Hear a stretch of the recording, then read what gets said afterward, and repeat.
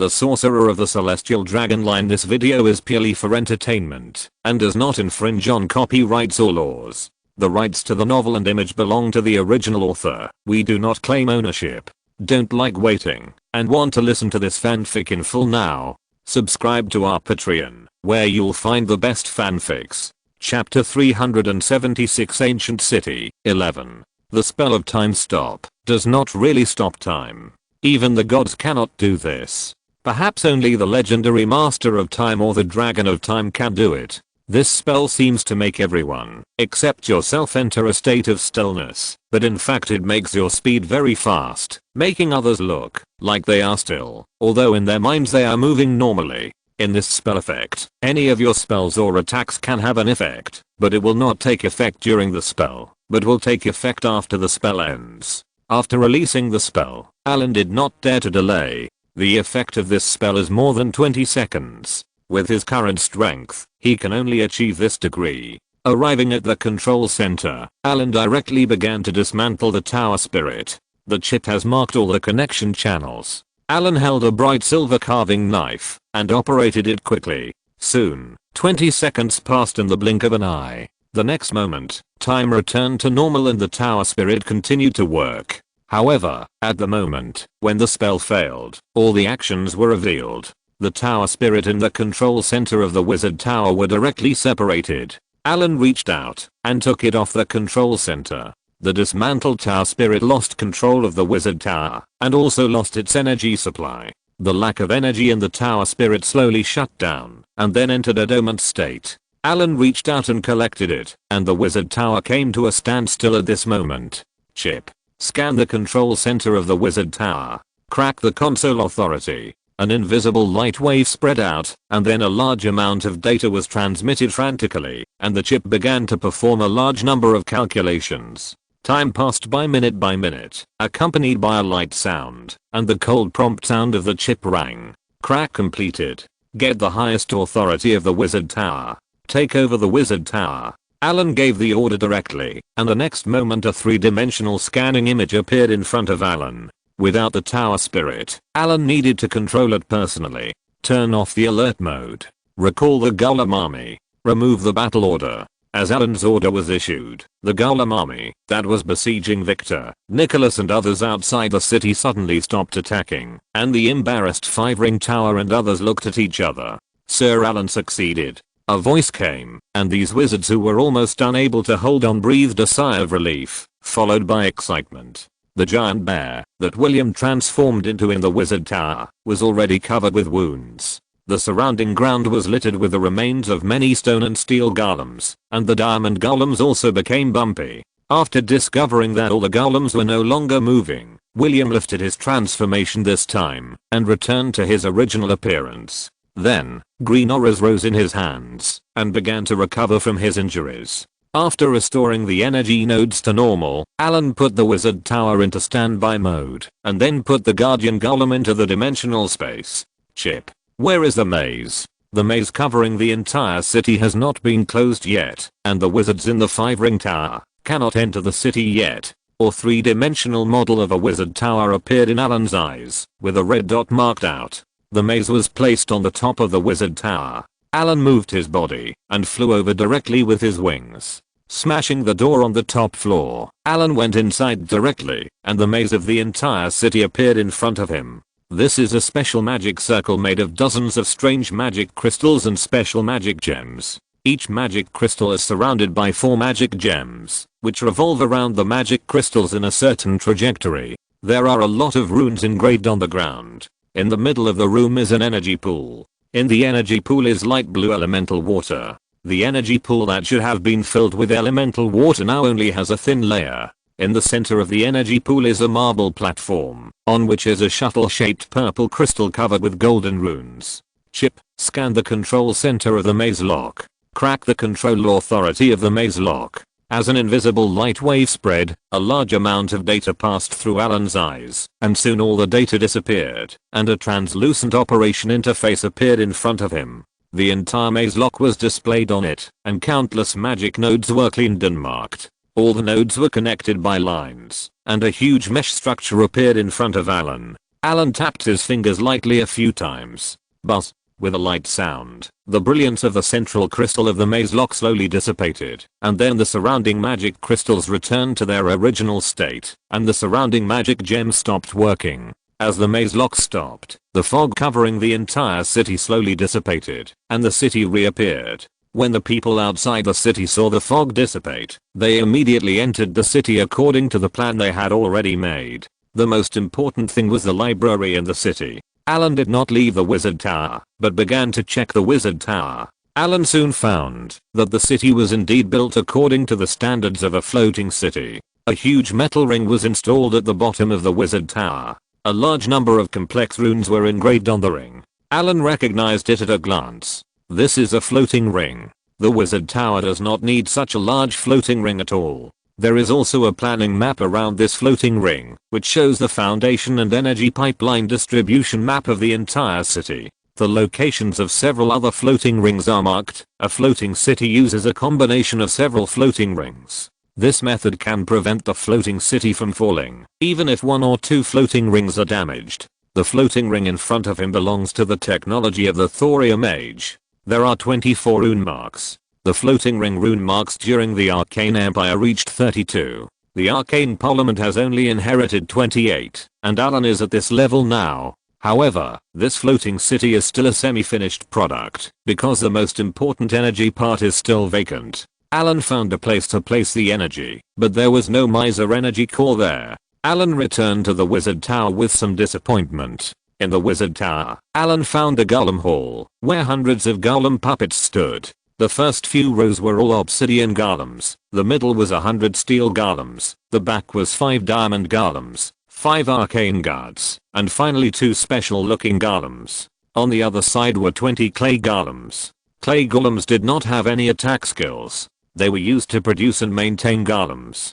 This was an intact golem factory. When Allen attacked the wizard tower, these golems did not start, because the wizard tower's energy could not meet the activities of so many golems, so they could only be sealed here. Chapter 377. Mystery Lock. The ancient city's maze and wizard tower were broken by Allen, and the next step was to clean up. There were still many undead creatures in the ruins, but Allen didn't need to take action, as other wizards from the Five Rings Tower would arrive soon. Without the maze, the wizard tower was also controlled, and the danger level here had dropped sharply. The outer areas could be explored by formal wizards, as long as they were careful, but some important areas still needed high-level wizards to explore. Allen collected several legendary constructed golems, which he planned to take back to study, and then transform to protect his own wizard tower. Allen was going to hand over the tower spirit of the wizard tower to the Five Rings Tower. Allen could easily make this legendary tower spirit, and the tower spirit technology of the Five Rings Tower was not yet perfect. With this tower spirit, he believed that the function of the wizard tower would be greatly improved. Although the maze had been closed, there were still some spell barriers in some important places, and the library was completely covered by spell barriers. In the eyes of wizards, knowledge was precious, and the spell barrier of the library was a separate system that existed entirely to protect the books inside. The mythical lock originally originated from the High Elves. In the era of the High Elves, mythical locks were widely used in the cities of the Elves. As the most powerful race in the multiverse, the Elves' footprints are spread across countless planes. It is said that the High Elves are a race from another Crystal Wall universe. The earliest rune technology, many spells and incantations were written or chanted in High Elves, demons, dragons, etc., and only gradually evolved into human languages after the rise of humans. The original unit of the mythical lock is a rune. Each rune is actually a complete spell. The rune array composed of many runes is the original form of the mythical lock. In a broad sense, all permanent magic barriers or fields created by legendary spells can be called mythical locks. Only in the field of studying mythical locks will the mythical locks be divided into elven mythical locks, wizard mythical locks, and near mysterious locks. In the Thorium period, the mythical locks of the elves were more powerful than those of human wizards. The coverage range of these mythical locks was very large, and they could cover the entire forest or a city, while the human mythical locks of the same period could only cover a radius of 100 to 200 meters. It was not until the emergence of the floating city that human beings' maze technology made a breakthrough. Large mazes that could completely cover the entire city were created. The maze of this ancient city has 3 effects. The first is the permanent spell effect. Creatures within the range of the maze will permanently enjoy the effect of the spell, but some spells with a duration of an instant cannot be used as permanent spells. The longer the spell lasts, the more energy it consumes. The second effect is to disable spells. You can prohibit the use of some spells within the range of the maze. If you force it, your spell casting level must be higher than the creator of the maze, and your spell identification and spell knowledge levels must also exceed the creator of the maze. The third effect is to activate the spell. Within the range of the maze, you can activate the effect of the spell by waving and reciting specific characters with specific gestures. The number of times the spell can be activated is set by the creator of the maze. It can be unlimited or once. Generally, the builder will set the number of times it can be used in 24 hours. This is to reduce the energy consumption of the maze. Allen collected the core components of the mystery lock. He was going to install it on his floating city. The mystery lock was a huge system. Allen found the information about the mystery lock in the library of the Wizard Tower. With complete information, it would not take long for the Five Rings Tower to upgrade the protective barrier of the academy to a mystery lock. Allen squatted in the library of the Wizard Tower and began to record all the books and information here. In comparison, the knowledge here is slightly weaker than that of the Tibus world. However, there are also many places that are stronger than Tibus, such as mystery lock, biology, genetics, soul science, tricks, etc. But there is no perfect energy system here either. Although their element pool technology is much more perfect than that of the Five Rings Tower, they still have not made an element furnace. Allen found the technical information about the element furnace. Combined with the technology of the Tibus world and Allen's own technology, the completeness of the element furnace has reached 80%. I believe that the element furnace will be conquered by them soon, and the floating city will officially appear. There are many things found in the ancient city this time, and the Five Rings Tower needs to spend a lot of time to absorb them. Allen stayed here for a month and collected all the books into the chip. The rest was left to the Five Rings Tower to sort out. Sir William Oak left after recovering from his injuries. He was going to persuade more wizard organizations to form an alliance. The Five Rings Tower also sent 2 messengers to follow him. Master, is this more comfortable? Yeah, not bad. Use a little more force. Understood. What about here? Should it be lighter or heavier? Yeah, heavier. Allen opened his mouth and ate a bright red fruit that the mermaid maid brought to his mouth. He swallowed it and said, in the Wizard Tower, Allen lay on Selena's chest with a comfortable look on his face. Several other mermaid maids were rubbing his legs, and another was giving him a foot massage. There are quite a few mermaid maids in Allen's Wizard Tower. In addition to taking care of the magic plants, they also practice. Their strength is improved more based on blood. These mermaids have a high affinity for charm spells, illusions, and water spells. In his spare time, Allen trains these maids. Now these mermaid maids have mastered various massage techniques, and Allen can enjoy healthcare anytime and anywhere. And because of the natural constitution of mermaids, their bodies are abnormally soft. Their body temperature is much lower than that of humans. They feel cool and comfortable to the touch, and their skin is also very smooth. Perhaps because of their race, their bodies become very smooth when they sweat. Several legendary construct golems obtained from ancient ruins have been placed in Allen's laboratory. During this period, he is cracking the control center of these legendary constructs. After cracking, he leaves his own secret mark and connects it to the tower spirit so that these legendary constructs can be used. Among these legendary constructs, 2 are guardians and 2 arcane guards. Among them, the guardian is the strongest. Allen obtained the complete information of these constructed golems. After a thorough study, Allen prepared to optimize them. After all, many of the technologies used on the constructed golems are outdated. If you're listening to this novel on a channel other than Fanfic World, it means they downloaded and uploaded it without effort. We cordially invite you to visit our channel, Mundo Fanfic Novelos. There you'll find the original version of this story and you can explore many other novels of various genres. We're waiting for you to immerse yourself in a world of incredible novels.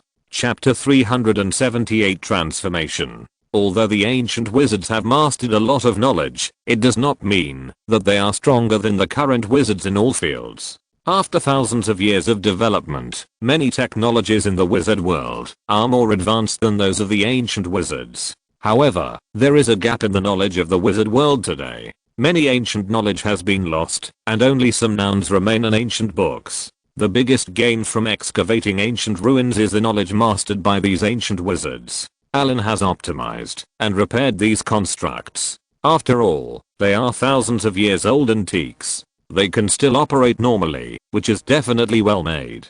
Some of the aging parts inside have been replaced, and some more advanced technologies have also replaced those outdated technologies. The soul core of the construct has also been modified and optimized by Allen. He doesn't want these legendary constructs to be scrapped directly by a cracking technique because of the aging of parts and equipment. When he came to the storage room, he snapped his fingers, and a metal ball on the door lit up, and then a spiritual light enveloped Allen. Then a cold mechanical voice sounded in his ears. Scanning.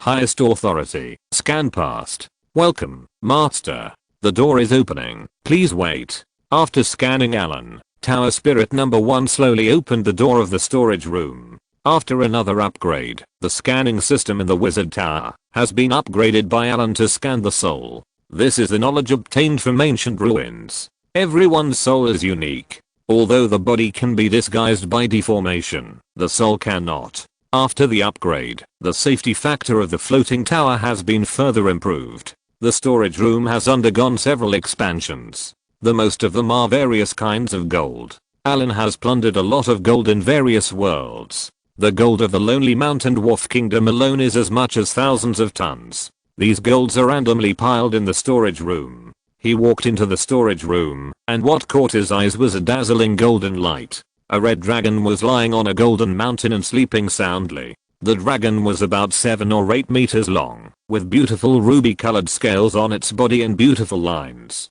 Its ferocious claws were holding a ruby the size of a human head. It was sleeping soundly there at this moment, and a strand of saliva flowed from the corner of its mouth to the gold under it. It should be that the door of the storage room was opened and startled him. His 2 front paws subconsciously scratched the surrounding gold in his dream. He muttered to himself, "Mine, all mine." The corner of Allen's mouth twitched. This dragon was a pet dragon he raised, Douglas. As time went on, this dragon species created by Allen using the Blood Wizard became like other dragons, greedy, sleepy, and fond of gold and jewelry. After entering adolescence, it even regarded this place as its own nest. Considering the guarding and anti-theft issues of the storage room, Allen agreed to let it live in it, but the door of the storage room was opened, and the sleepy dragon was still not awake. He waved his hand to summon a huge water ball, and then threw it directly on the head of Douglas, who was sleeping soundly. Who dares to disturb the great Douglas's dream? Douglas was shocked by the cold water, and woke up instantly, and shouted loudly. As it moved, a lot of gold slipped off his body. "Me," Allen said with a cold face. After seeing who was in front of him, Douglas was instantly startled, and all his sleepiness disappeared without a trace. "Master, why are you here?" Douglas ran over very dog-leggedly, and then his huge body lay in front of Allen like a puppy, as if it was not a dragon but a husky. Looking at its shameless appearance, Allen was speechless for a while. He was too lazy to care about this useless dragon that had degenerated into a dog, and Alu directly opened the warehouse number 3. In this warehouse, there are neatly stacked pieces of rare metals such as fine gold ingots, magic steel ingots, rune steel, and astral sand. The required materials are loaded into the dimensional space. Back in the laboratory, Allen took out the materials and began to upgrade several legendary construct golems. The first to be transformed were 2 arcane guards. Allen found all the information about this kind of construct golem in the wizard tower. After shutting down the golem, Allen began to take out its soul core. Like most golems, the soul core of the arcane guard is in its chest. It is a fist-sized transparent crystal emitting purple light. There are also many silver and light gold lines engraved on it. Chip. Scan target status. As Allen's voice fell, an invisible light wave spread, and then a cold mechanical sound sounded. Scanned the construct's soul. The target status is sleeping. Modify the highest authority of the construct's soul. Allen stared at the soul crystal without blinking. The mission is established. Modifying. A virtual model of the soul crystal appeared in front of him, and then a large amount of data began to pass by. The purple spiritual light in the soul crystal kept changing. Allen's mental power was drawn into the soul crystal, and left his mark in it again. As time passed, the soul core in front of him continued to emit light, and finally all the light converged, and the data stream disappeared. Mission accomplished. Soul authority has been modified. After completing the transformation of the soul core, Allen began to upgrade the constructed golem. The entire constructed golem was disassembled into parts. Allen replaced the aging and rusted parts one by one, and replaced the outdated technology with the latest technology. The rune marks on the golem's body were also scraped off bit by bit, and then re-engraved. Finally, all the parts were reassembled, and a brand new arcane guard stood quietly in the laboratory. Compared with the past, the arcane guard now had more beautiful lines, and the golem's appearance was mixed with a lot of fine gold, and the defense power was greatly improved. In addition, with the use of more advanced rune technology, the arcane guard's speed became faster, and the strength in all aspects has been greatly improved. Compared with the previous strength, it has been improved by about 1 level. After installing the soul core, Allen opened the energy channel of the wizard tower to charge it. Soon, the eyes of the arcane guard lit up. Master. The arcane guard, which was running again, stood quietly. Tower Spirit number 1, incorporate this arcane guard into the wizard tower defense system. Received. Being incorporated, a ray of spiritual light shot to the arcane guard, and then the arcane guard left the laboratory. After completing the upgrade and transformation of one, Allen began to transform the other 3. With the experience of the first one, the remaining 3 became very smooth. It took 2 days of effort to complete all 4 legendary construct golems. Chapter 379 Blood Essence Stone. With 4 new legendary golems, plus the 2 diamond golems before, Allen's wizard tower now has 4 legendary golems. At this time, even if the wizard tower is invaded by high-level legends, it will lose half its life under the siege of these legendary golems. After upgrading and transforming the legendary golems, Allen was in a good mood, and prepared to hold a banquet in the wizard tower to celebrate. Let the tower spirit notify the other mermaid maids to reunite, and Allen brought many maids directly to the demi-plane. Because it is connected to the 4 elemental planes, Allen's demi-plane began to grow slowly again, but the growth time span of the plane is very long, thousands or even tens of thousands of years, to grow into a material plane, and more than 95% of these planes finally failed for various reasons. Allen transplanted a large number of creatures in the demi-plane, and there were countless delicious ingredients in it. Soon, with the efforts of many mermaid maids, a plate of divine food was made. The crystal bottles were filled with rich and fragrant fine wines, and delicious dishes were placed on the white porcelain. These foods were made from demonized animals and plants. Eating them could increase one's own attributes, but Allen's physical fitness was already very high at this time, and these foods had no effect on him. However, these delicacies would not change. A huge table was filled with delicious food. Allen lazily lay on the white and soft blanket, motioning the mermaid maid next to him to put a gem fruit into his mouth, and another mermaid maid next to him handed over a glass of fine wine. The other mermaids laughed and enjoyed the food. The whole banquet lasted until late at night. Allen spent the night directly in the half plane. Woke up refreshed. Allen heard the laughter of the mermaid maids outside before he went out. After having breakfast casually, Allen returned to the wizard tower. William hurried away after helping Allen deal with the ruins. There were still many wizard organizations in the wizard world that needed him to contact. The invasion of the abyss had happened many times in the multiverse. Some planes defeated the abyss demons, and some were occupied by the abyss demons. Then this plane will fall into the bottomless abyss, and become a new layer in the bottomless abyss. Allen has made 2 preparations. Once he finds that things are irreversible, Allen will transfer the refugees from the world of Tebus to the wizard world. The area of the wizard world is very large. This planet has several large and small continents, and there are countless islands. Although other continents are not as good as the central continent in terms of element concentration and various resources, they are enough for these people to survive.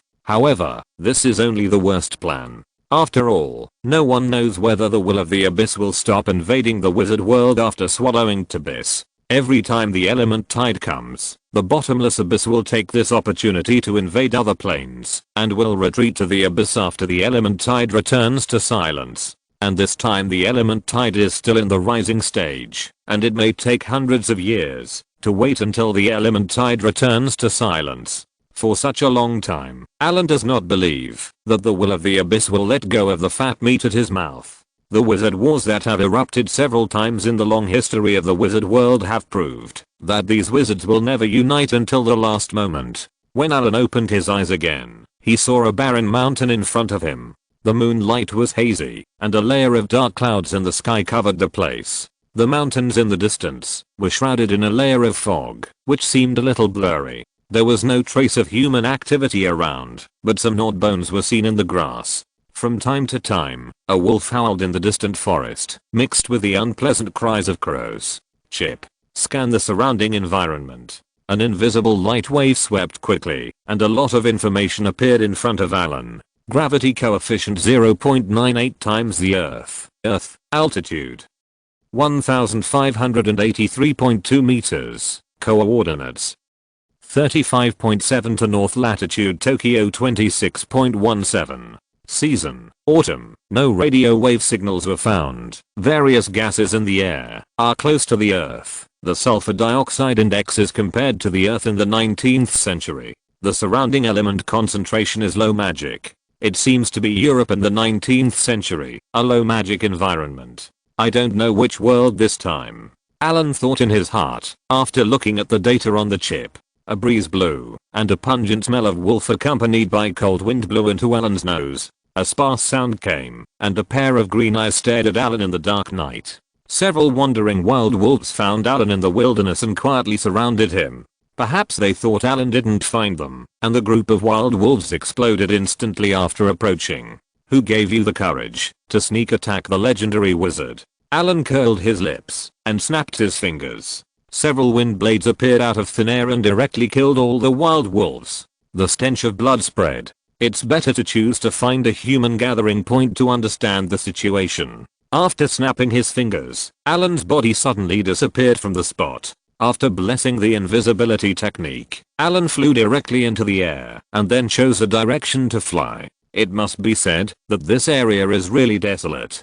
Along the way, Allen found many wild animals, brown bears, wild wolves, and it seemed that this place was still in a wild state. As time passed, the golden crow rose in the east, the morning glow dyed the sky red, and then the sun's brilliance dispersed all the clouds. Some traces of human activities began to appear in the wild. The woods became sparse, and some artificial paths appeared. Allen also saw a hunter's cabin, but the cabin was covered with dust, the door was rotten, and it seemed to have been abandoned. After flying forward for a while, Allen found an abandoned castle in a patch of weeds, with mottled walls and collapsed castles. There were traces of fire around, and the broken battlements were scarred. A group of crows stood at the window of the castle and cried. Allen flew down, and landed on the balcony of the castle. He gently pushed open the fallen window and walked in. The castle was unusually dark, with some rotten furniture tilted here and there, a thick layer of bad droppings on the ground, and some dead bones scattered in the corners. Allen searched and found nothing. The medieval castle is in Eastern European style. This should be Romania. The most famous legends here should be werewolves and vampires. Interesting. I wonder what kind of vampires are here. I remember that in alchemy, there is a Iostone made of vampires. Do you want to catch a few and experiment? Iostone is a weakened philosopher's stone. Its biggest function is to increase vitality. It also has another name called Bloodstone. Chapter 380 Van Helsing. The most famous vampire with an Eastern European background is Count Dracula. If he is really a vampire, then this would be a good material. Bang, bang, gunshots? Allen, who was thinking, was awakened by several gunshots. Bang, bang, bang. A series of gunshots rang out, and Allen's expression changed, and he flew directly over. A huge figure jumped up in the woods, roaring like a beast, with thick grey hair, a curved spine, limbs like beast claws, upper and lower jaws protruding forward, cracked to the ears, and a row of hideous sharp teeth exposed in the half-moon-shaped mouth. The muscles of the whole body bulged, and the running speed was very fast. A group of people holding muskets kept running and shooting, and bullets hit the huge beast from time to time, but these injuries did not cause any effect on him. Werewolf. The moment he saw this monster, Allen recognized it at a glance. A murderous and crazy roar broke the silence. The red pupils were like burning fire, full of murder and madness, and stood up on their two hind legs with a whoosh. This is exactly why the werewolf is called a werewolf. Although it has the body of a four-legged beast, its speed and destructive power are better when it stands on 2 feet. The grey beast sank slightly and supported the weight of its entire body with the powerful elasticity of its lower body and jumped over a distance of more than 5 meters in one breath. 2 dazzling silver lights flashed, tearing through the darkness. They were the werewolf's claws that could break steel and split iron. Bang! With a loud bang, the trees blocking the road were cut in half, and it chased forward without slowing down. A human who couldn't dodge was directly caught by it and then torn into 2 pieces like a doll. Others kept shooting, but the effect was extremely limited. Monster immobilization technique. A flash of light passed, and the werewolf stopped moving instantly, standing in a ridiculous posture, and the humans around him kept shooting at him. When they saw the werewolf standing still, the gunfire stopped, and the man and woman in the lead slowly approached with weapons in hand. When they found that the werewolf was not dead, but just standing still, they quickly drew out a silver sword and prepared to kill him. Wait a minute, I wonder if you should ask the master's opinion before you kill the prey. Seeing them preparing to kill the werewolf, Allen appeared in the air. Hearing the sound, everyone quickly raised their guns and pointed them at Allen. When they saw Allen flying in the air, they became even more nervous and pale, and slowly retreated. Put down the scrap metal in your hands. Although they can't hurt me, I don't like being pointed at by a gun. Allen frowned and said, "Who are you?" These people did not put down their guns. The leading man tightened his pistol and asked, "Who are you?" Allen slowly landed on the ground and glanced at the 2 people in front of him. Vic and Villaris. Anna Villaris. The 2 gave their names and looked at Allen with a vigilant look. Villaris family? Hearing this name, Allen thought of a movie. Do you know our family? Hearing Allen's words, Vicken asked, "Is there another vampire named Dracula here?" Allen did not answer, but asked another question. "Who are you?" Hearing Allen talking about Dracula and vampires, the people around reacted greatly. "I'm a wizard," Allen said nonchalantly. "Wizard." The people around him quickly pointed their guns at Allen, and many of them were shaking in their calves. "Don't be nervous, I won't eat you." Allen smiled and snapped his fingers. Soul soothing. The nervous people calmed down all of a sudden. "Wizard, what are you doing here? And what are you going to do with this werewolf?" Vicken, who had regained his composure, looked at Allen and pointed at the werewolf and said, "This is my research material. To be honest, I want to dissect it. I'm still curious about this species that can change into human and wolf forms at will. They are not witchcraft, but they have the effect of transformation." Allen looked at the immobilized werewolf and said, "Dissect? Research?" Anna looked at Allen in disbelief. "These monsters should be killed. Now he is my test subject. I have the final say." Allen glanced at her and said without question, "Do you still have vampires here?" Allen asked again. Anna and Vicken looked at each other and nodded, saying, "Yes. Dracula. Dracula. It seems that my luck is not bad. A vampire with decent strength should be a good experimental material. The refining of blood essence stone requires the blood of vampires. According to the records, the blood and bone marrow of vampires have a peculiar vitality. If some special techniques are used to condense and purify, a special substance called blood essence can be obtained from the blood of vampires. This substance is very precious to humans because it can increase human lifespan. In the wizard continent, vampires have long been annihilated in history. Since a black wizard purified blood essence from the blood of vampires, he increased his lifespan, which was close to the end. The entire wizard world began to hunt this dark creature. Some wizard organizations even raise vampires and regularly extract blood for refining. However, although this practice can increase the number of times vampires are used, because a large amount of blood essence is extracted from the body, these vampires will be exhausted in a few years and turn into a pile of bones. By the time Allen lived, he hadn't heard of vampires for a long time. Perhaps there were still some vampires hiding in some wizard organizations, being used as beef cattle to maintain the lives of some wizards. The stronger the vampire, the more blood essence can be extracted from its blood. The lifespan of a vampire is about 1,000 years. The best period for purifying blood essence is between 300 and 800 years, which is the prime of vampires. If it is too young or too old, the effect will be weakened. Elderly vampires basically cannot purify any blood essence, and the blood essence purified by young vampires under 300 years old has limited effect. Allen has always wanted to find a few vampires for a search, but he has never met them. This time when he came to this world, Allen planned to catch a few vampires for a search. In the movie, this world is not only about vampires, and the church in this world is not just a religious organization. As the protagonist of this time period in this world, Van Helsing is an excellent monster hunter, and the church has been constantly hunting various dark creatures. And the interesting thing is that this world has many mysterious powers, and there is also the resurrected Frankenstein made up of various dead bodies. Chapter 381 Werewolf Potion. You said you want to deal with vampires. Are you kidding?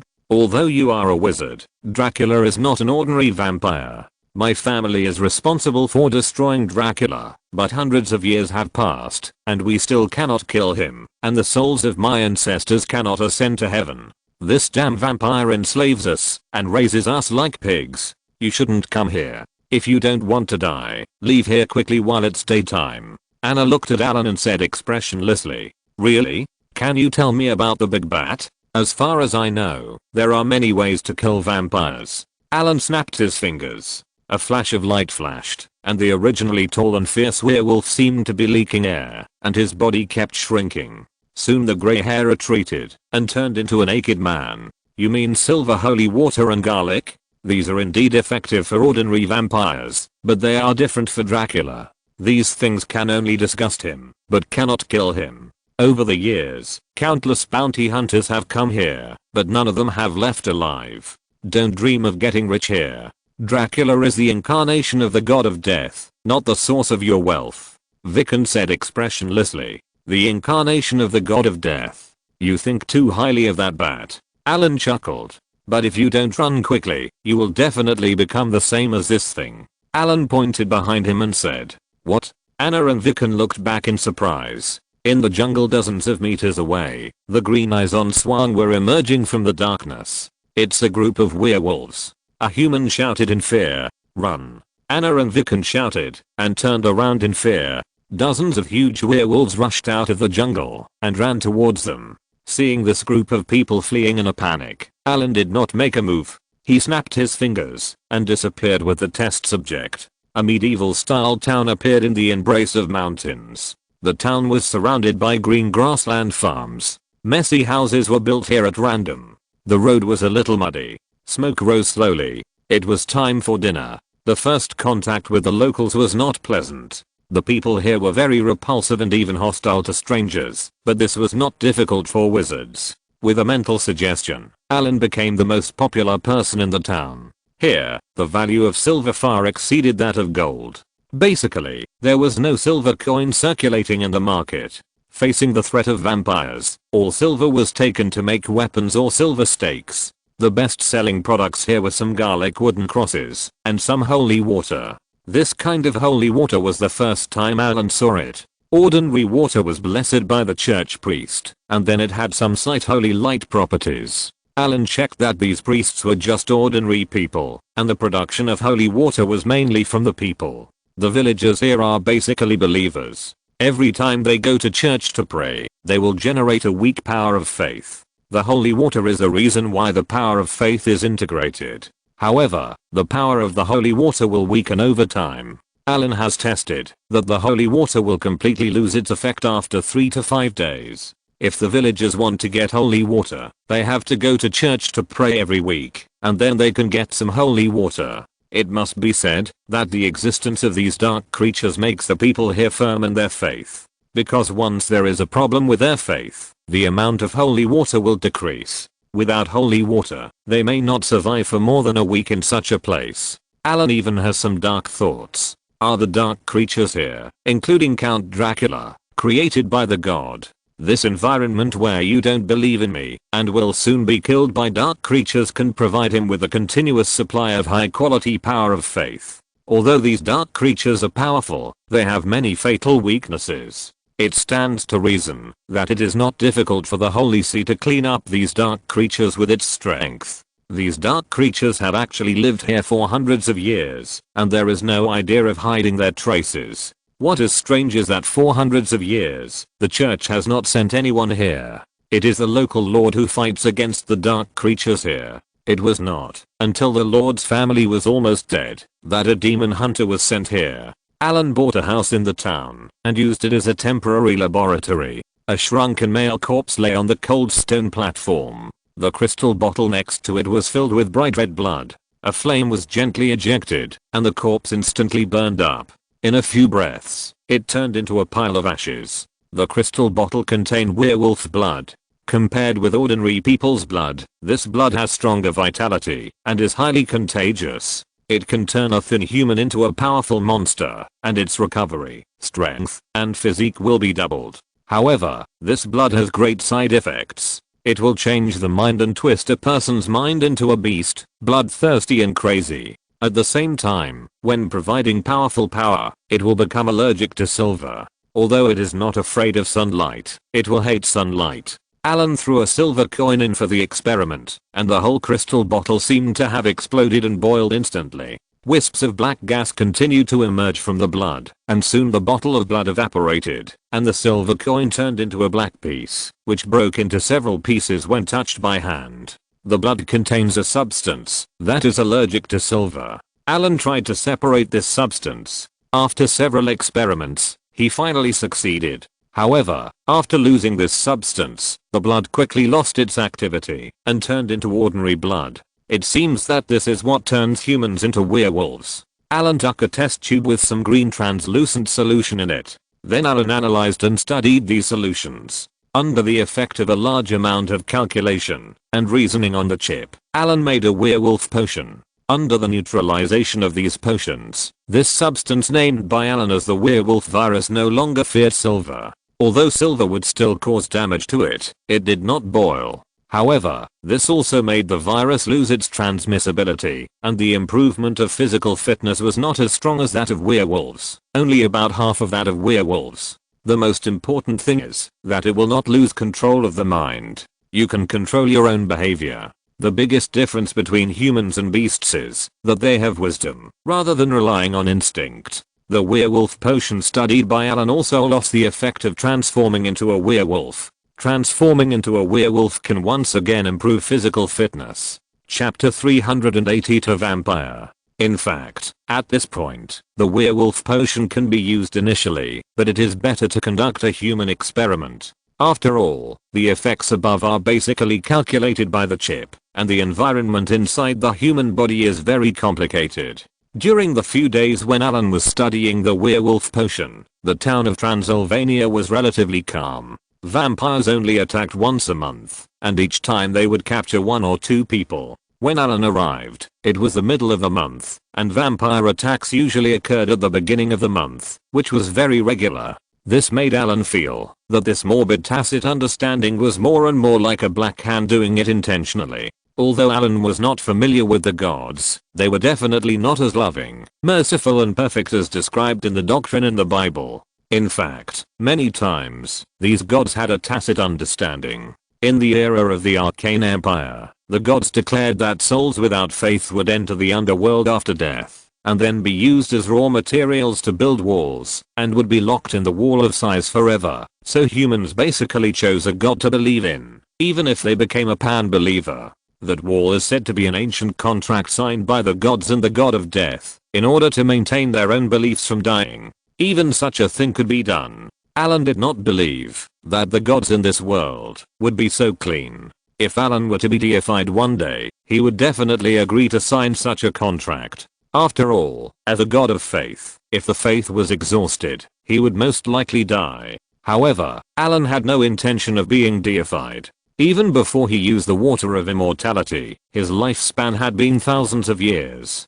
After taking the water of immortality and breaking through the legendary level, his lifespan had reached tens of thousands of years. It was no worse than those divine creatures. Correspondingly, as he became stronger and stronger, it became more and more difficult to give birth to offspring. However, it was not that there was no way. As long as he controlled his own power and did not let his blood inherit too strong power, he could still give birth to offspring. The power of these offspring was only slightly stronger than that of ordinary people. A noise outside the house woke Allen from his meditation. Allen frowned and then stood up and walked out. "You.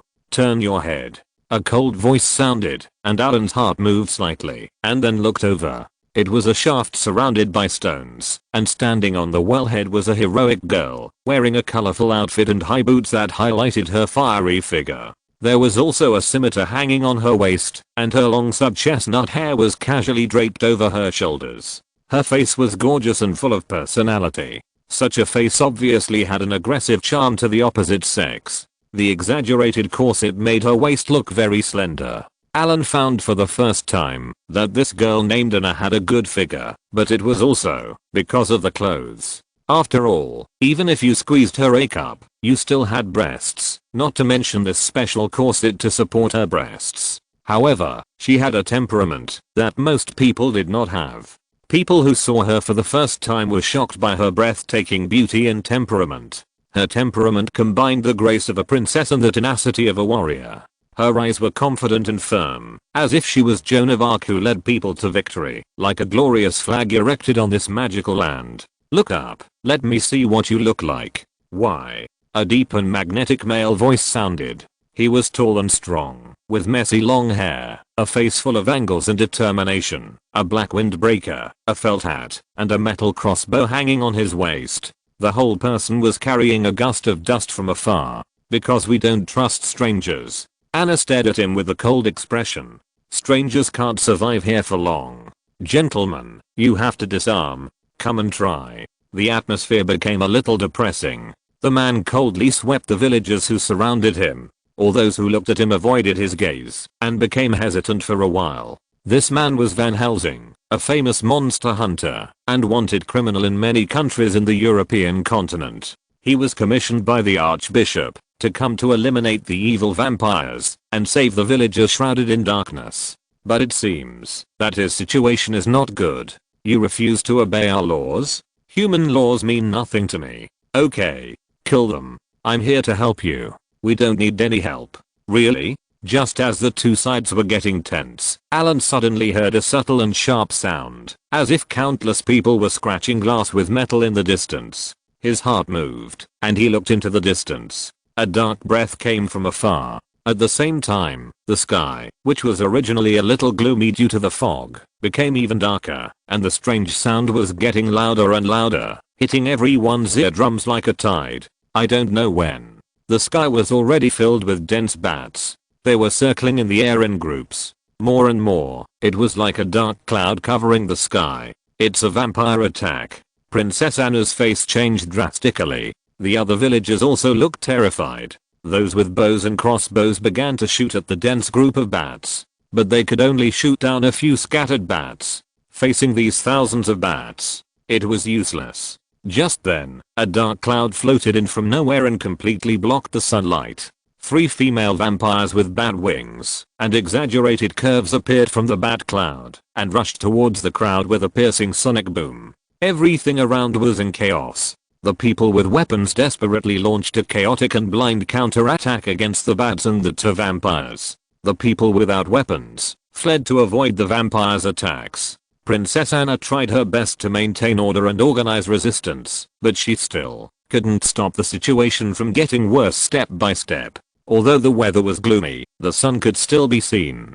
Who could have expected that the vampires would be so arrogant as to launch a surprise attack in broad daylight? The vampires' tactic of using bats to gather into clouds to block the sunlight was also unexpected. The villagers who had gathered were just spontaneously gathering to target Van Helsing.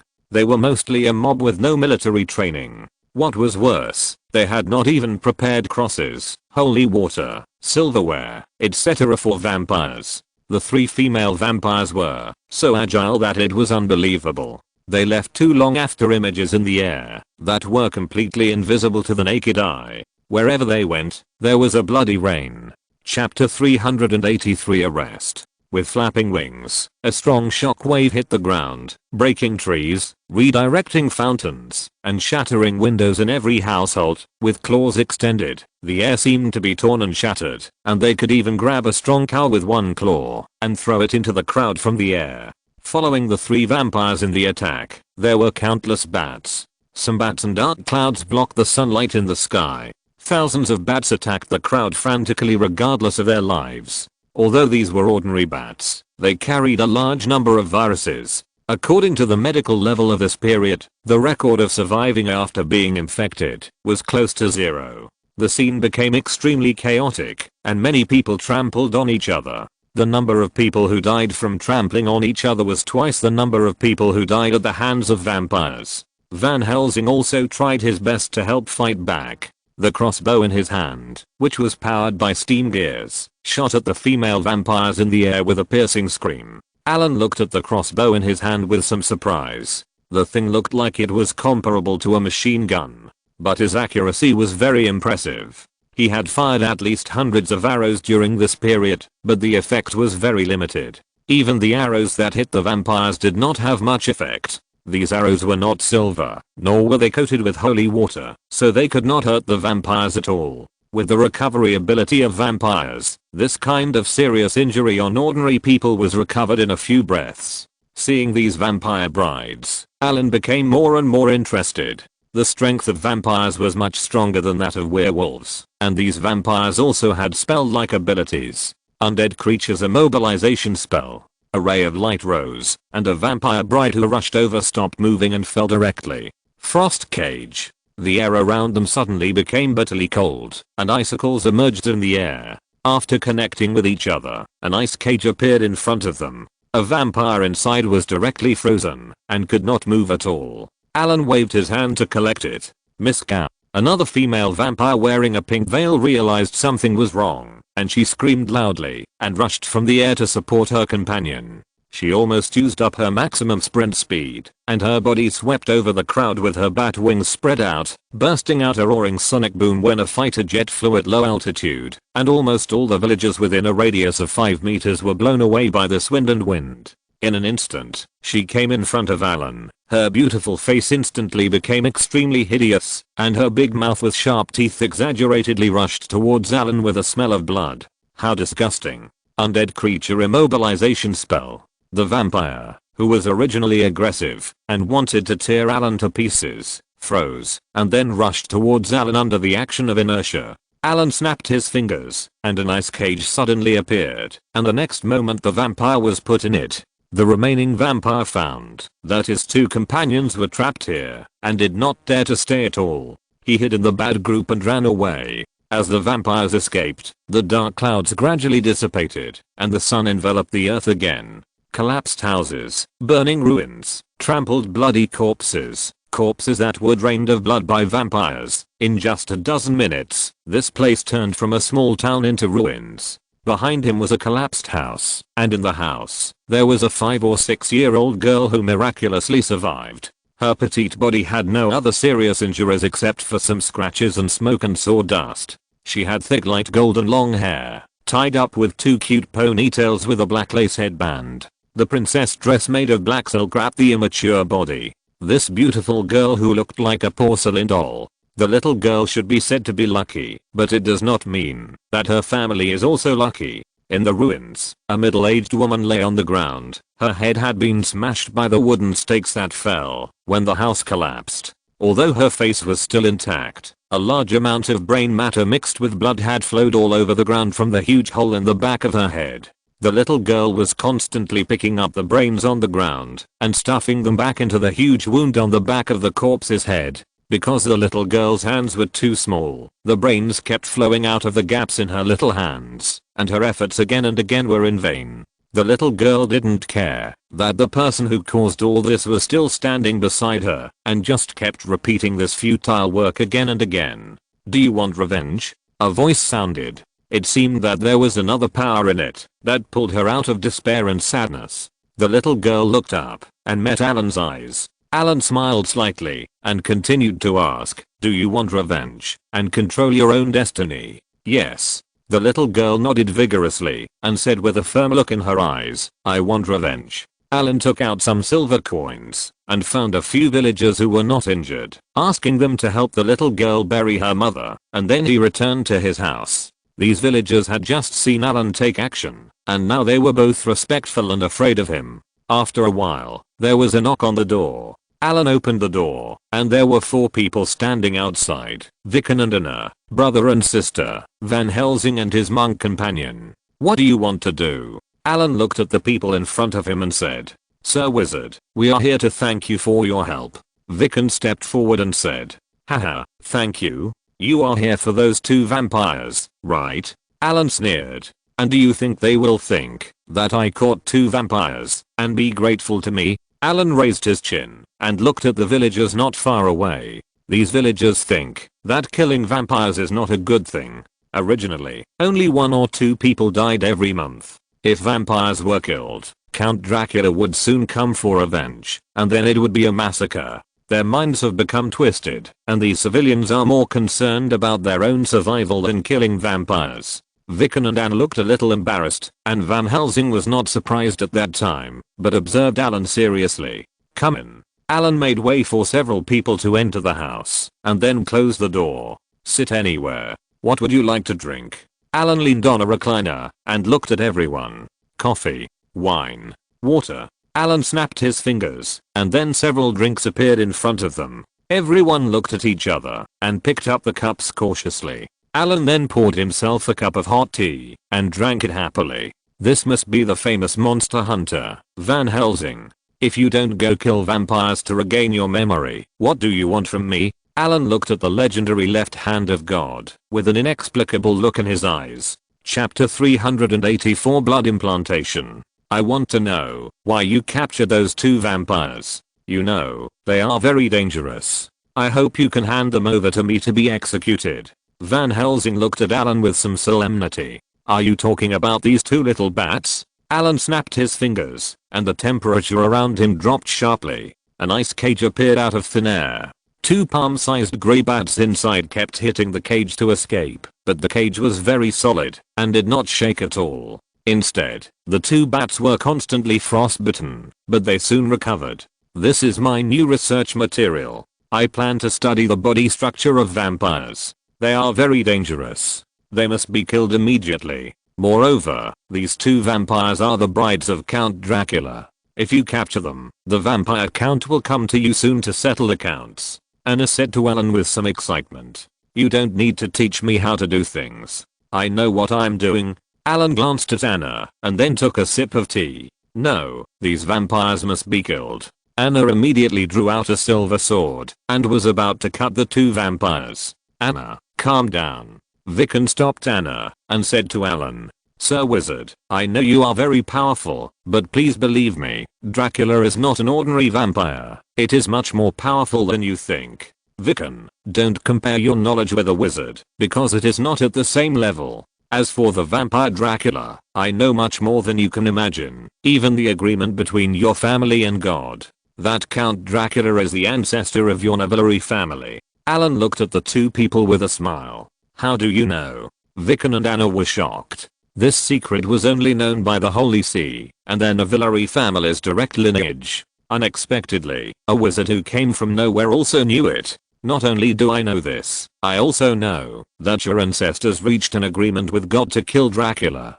Once you fail to complete it, your souls, including your ancestors, will fall into hell. And there are only 2 of you brothers and sisters left in your generation. If you can't kill Dracula, then the souls of all the ancestors of your family." Allen chuckled and put down the teacup. "Since your excellency wizard knows about this, do you have any way to help us kill Dracula?" Vicken, who regained his composure, said respectfully, "Of course there is a way to kill Dracula." Allen glanced at the people who were listening attentively and said, "But why should I tell you? Anna stood up and was about to step forward when she was pulled by Viken, who was quick-eyed and quick-handed. Anna, calm down. Your Excellency Wizard, do you know how to kill Count Dracula? Van Helsing asked. Speaking of that person, you should be very familiar with him, Van Helsing. Allen looked at the monster hunter in front of him with a smile. Familiar? I haven't seen him. How can I be familiar with him? Van Helsing looked at Allen strangely. Allen looked at him and said nothing. Viken, as long as you agree to one condition of mine, I will help you get rid of the vampire. How about it? Allen turned to Viken and said, as long as you can help us kill Dracula, I will agree to any condition. Viken said directly, no, brother, don't agree to him. Anna immediately stopped him. I know that this wizard will cast a vicious spell on you, and I don't believe he can kill Dracula. Anna, this is a last chance. Viken grabbed Anna and said. But, brother. No buts. Viken said with a firm look. Okay. Anna stared at Allen with a somewhat ugly face. If anything happens to my brother, I will kill you, even if I have to go to hell. Allen shrugged and didn't look at her. Viken, how's the decision? I agree. As long as you can help me kill Dracula, I will agree to all your conditions. Viken nodded vigorously and said, that's good. In fact, my conditions are very simple. Just cooperate with me to do an experiment, and if this experiment is successful, you may have the power to kill that Dracula. Allen said with a slight smile. Experiment? No, brother, don't agree to him, you evil wizard. Anna's face changed drastically, and Van Helsing and the monk next to him also had a solemn expression, and one hand slowly reached to his waist. How about it, do you agree? Allen didn't look at the others, and smiled at Viken. Viken looked a bit struggling, then he closed his eyes, took a deep breath, and opened his eyes after a while, and stared at Allen seriously, saying, after success, will I have the power to kill Dracula? Indeed. Then what will happen if the experiment fails? I don't know what will happen if it fails. Maybe I will die, or maybe I will still gain powerful power, but there will be fatal flaws. Allen thought for a while and said, will I die? I accept it. Viken clenched his fists. Brother, Anna, believe me. Viken touched Anna's hair. Wizard, I think you should stop your evil experiment.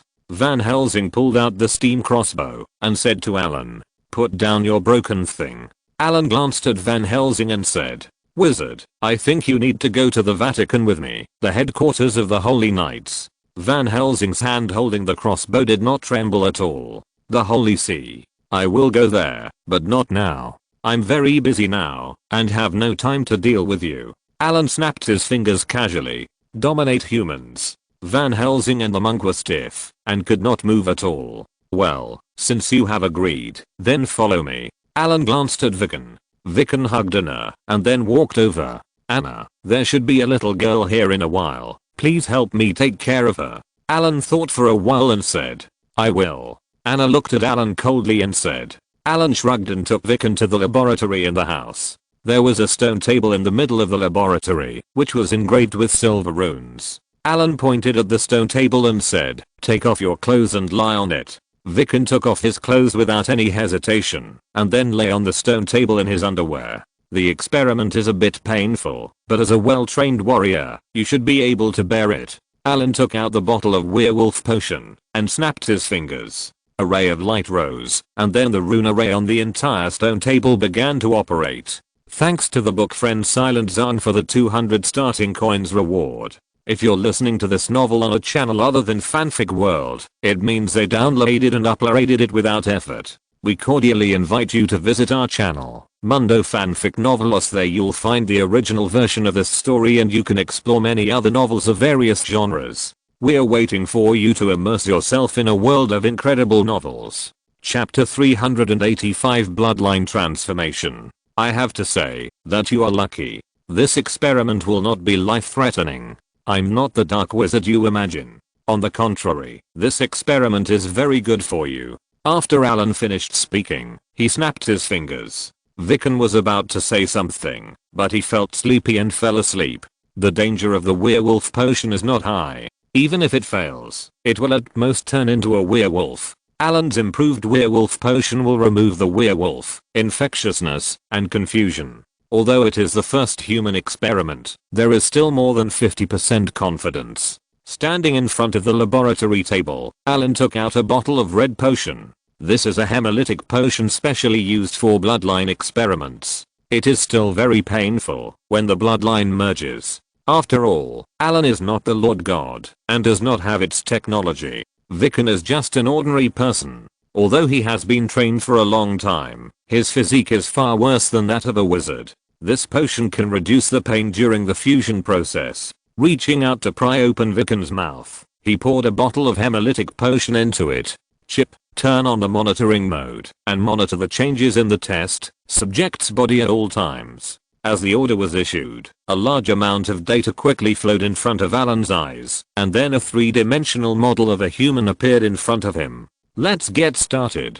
Observing the changes in the body of the test subject in front of him, Allen took out the necessary tools and began to conduct the blood fusion test. Time passed slowly, an hour. The door was still closed, and Anna turned around anxiously in the room, her eyes drifting to the room leading to the inner room from time to time. Van Helsing and the other man were also sitting in the room at this time.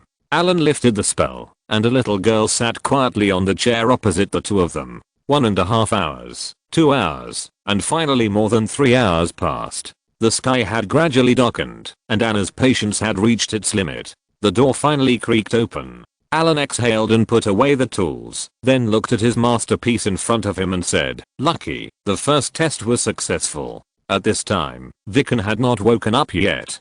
Just a glance would reveal that Viken's body had changed a lot. Although his body was very strong at the beginning, it was far less impactful than it is now. The height of about 1 meter has now become 2 meters, and the body has grown 20 centimeters taller. The hair on the surface of the body has become thicker, and the muscles in the body are bulging. People can tell at a glance that there is a strong power contained in it. Allen looked at the data on the chip. Originally, Viken's highest physical fitness was only 2.1, but now all the values have broken through to 5. This physical fitness has reached the standard of the knight in the wizard world. These data are not the final results. As time goes by, these physical qualities will be further improved. The skin of the body has also become tougher, and the defense of the skin is close to that of cowhide. Allen speculated that his peak value is likely to reach the standard of a great knight, and the werewolf potion has inherited the strong recovery ability of the werewolf. Although it is not as good as the original version, ordinary small wounds will be completely recovered in 1 to 2 hours. Allen opened the door and walked out. Anna, who had been waiting impatiently, rushed over. "Where is my brother? What did you do with him? The experiment is not bad. He is still sleeping now. He will wake up in a while." Allen waved his hand to signal her to wait outside. "Don't bother him now. If something goes wrong, I won't take care of it." Anna, who was about to rush in, stopped abruptly, hesitated for a while, looked at Allen fiercely, and then waited outside the door honestly. Allen came to his seat leisurely, poured himself a glass of wine, and took a sip. "Why are you two still here? Why are you going to fight me?" Allen looked at Van Helsing and said, "Your behavior is enough for the Holy Knights to regard you as a heretic. I hope you can go to the Holy See with me." Van Helsing looked at Allen and said, "Heretics? Hey Van Helsing, hasn't your body been transformed? As a knight of the Holy Knights, you have also received training and transformation from other religions and gained power. Now you actually say that others are heretics." Allen glanced at him and then ignored him, turning to look at the little girl next to him. "Little girl, what's your name?" "Suri." The little girl stared at Allen. "Can you help me get revenge? Revenge requires your own efforts." Allen took a sip of wine and continued, "But I can help you. If you want revenge, you have to suffer a lot. Strength is not so easy to obtain. I can endure hardships." The little girl said seriously, with a hint of strength in her eyes, and more hatred. "It is difficult for ordinary people to kill vampires. If you want to deal with them, you need to master strength." Allen said in a faint tone, "This kind of power is not easy to get. Don't make a decision in a hurry." Allen stopped the little girl who wanted to speak, and then said, "After a while, Viken and Mr. Van Helsing will go to eliminate vampires. You just need to wait quietly. After all, this road is very dangerous." Then let the little girl think for herself. A heavy sound of footsteps sounded, and Viken finally woke up.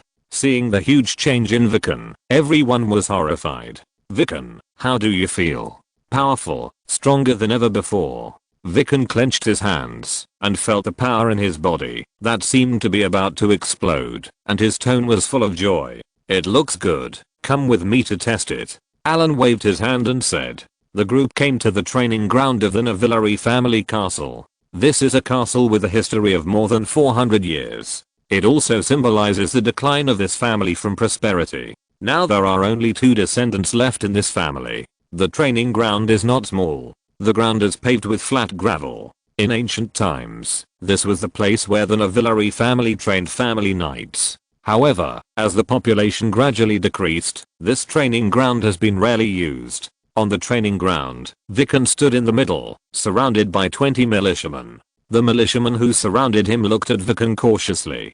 Viken now felt very oppressive. These militiamen felt like they were facing a werewolf.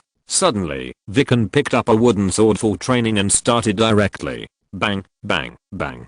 The sound of wooden sticks touching flesh continued to come. The militiamen who surrounded him had no power to fight back. Their speed could not keep up with Viken at all. The entire defense line was directly torn by him. What followed was a one-sided massacre. The militiamen only lasted less than 5 minutes before they were all knocked down. After the end, Viken's breathing did not even change significantly.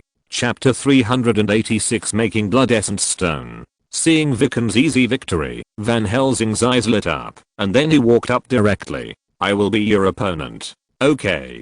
Viken nodded in agreement. After both sides were ready, they started to fight directly. At this time, it was considered a battle of equal strength. Relying on the powerful power of werewolf blood, Viken's physical fitness exceeded Van Helsing, but he could not master the sudden powerful power very well. So although Viken had the advantage on the scene, Van Helsing was not completely suppressed. Instead, he used his skillful skills to continuously counterattack. In the corner of the training ground, Allen watched the fight between the 2 sides quietly. The chip was constantly collecting data. Although Viken's blood was successfully fused, he had not yet successfully mastered this power, otherwise Van Helsing would not be his opponent at all. As time went on, Viken became more and more proficient in controlling the power, and gradually completely suppressed Van Helsing and completely gained the upper hand. Although the werewolf blood is a castrated version, it is much stronger than ordinary people.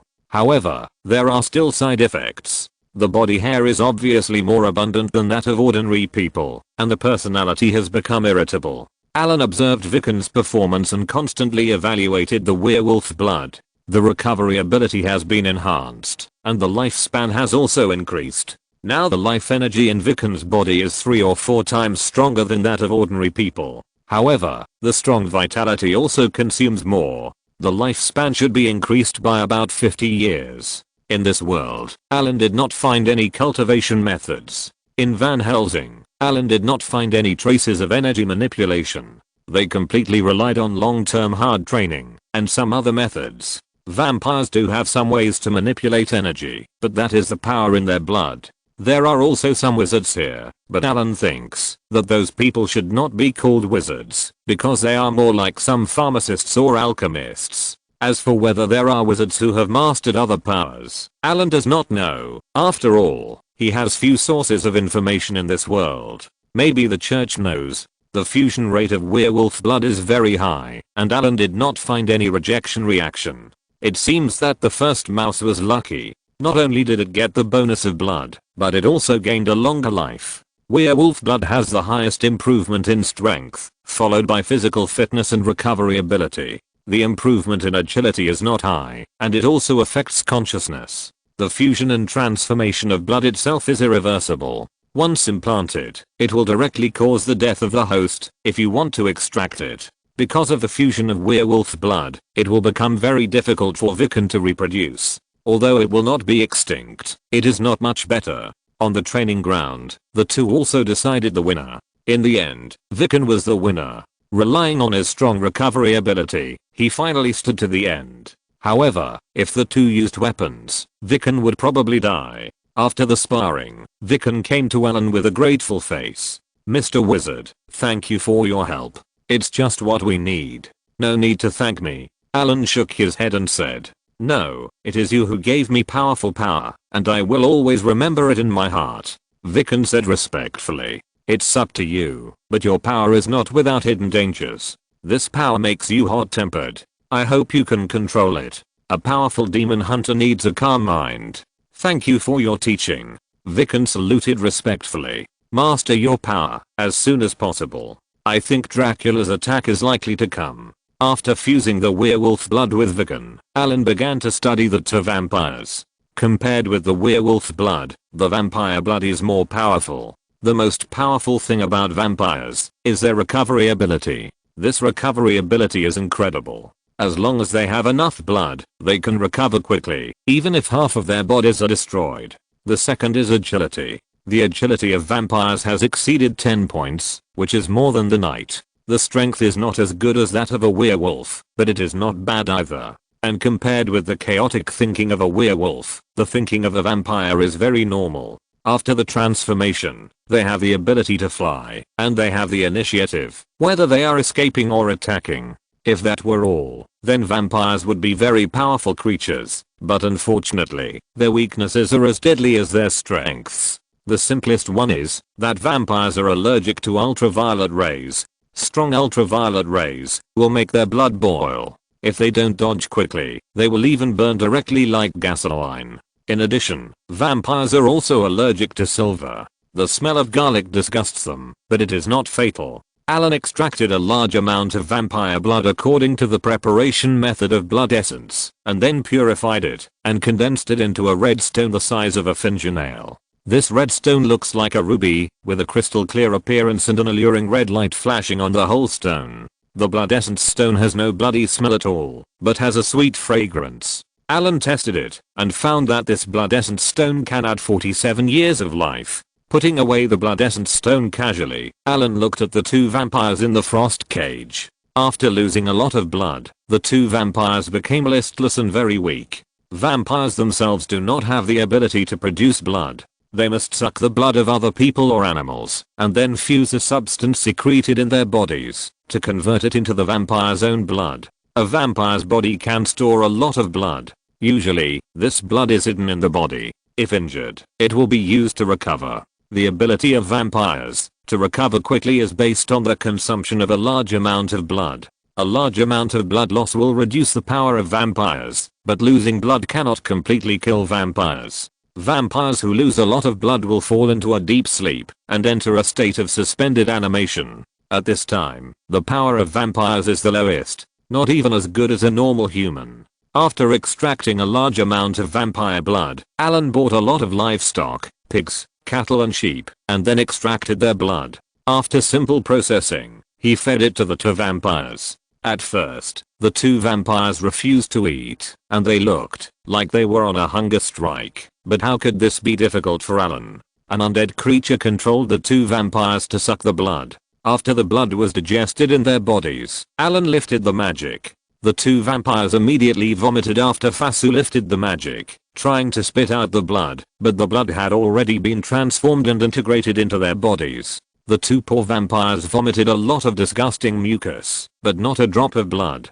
Thanks to the silent book friend for the 100 starting coins reward. Chapter 387 Vampire Bloodline. After sucking a lot of blood, the two vampires began to recover, but I don't know if it was because of the blood of livestock that the strength of the two vampires decreased to varying degrees, and Allen also found that the two vampires were sick. It seems that vampires sucking livestock blood has side effects. Allen frowned a little, but considering that the two vampires are still useful, Allen spent some effort to use cloning to clone.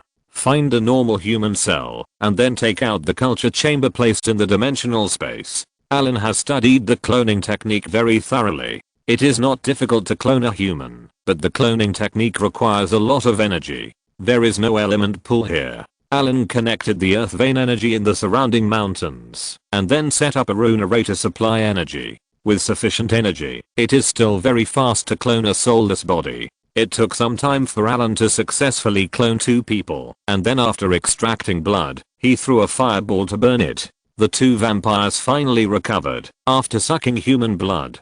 Seeing the vampires return to normal, Allen continued the experiment. This time, no more blood essence stone was made.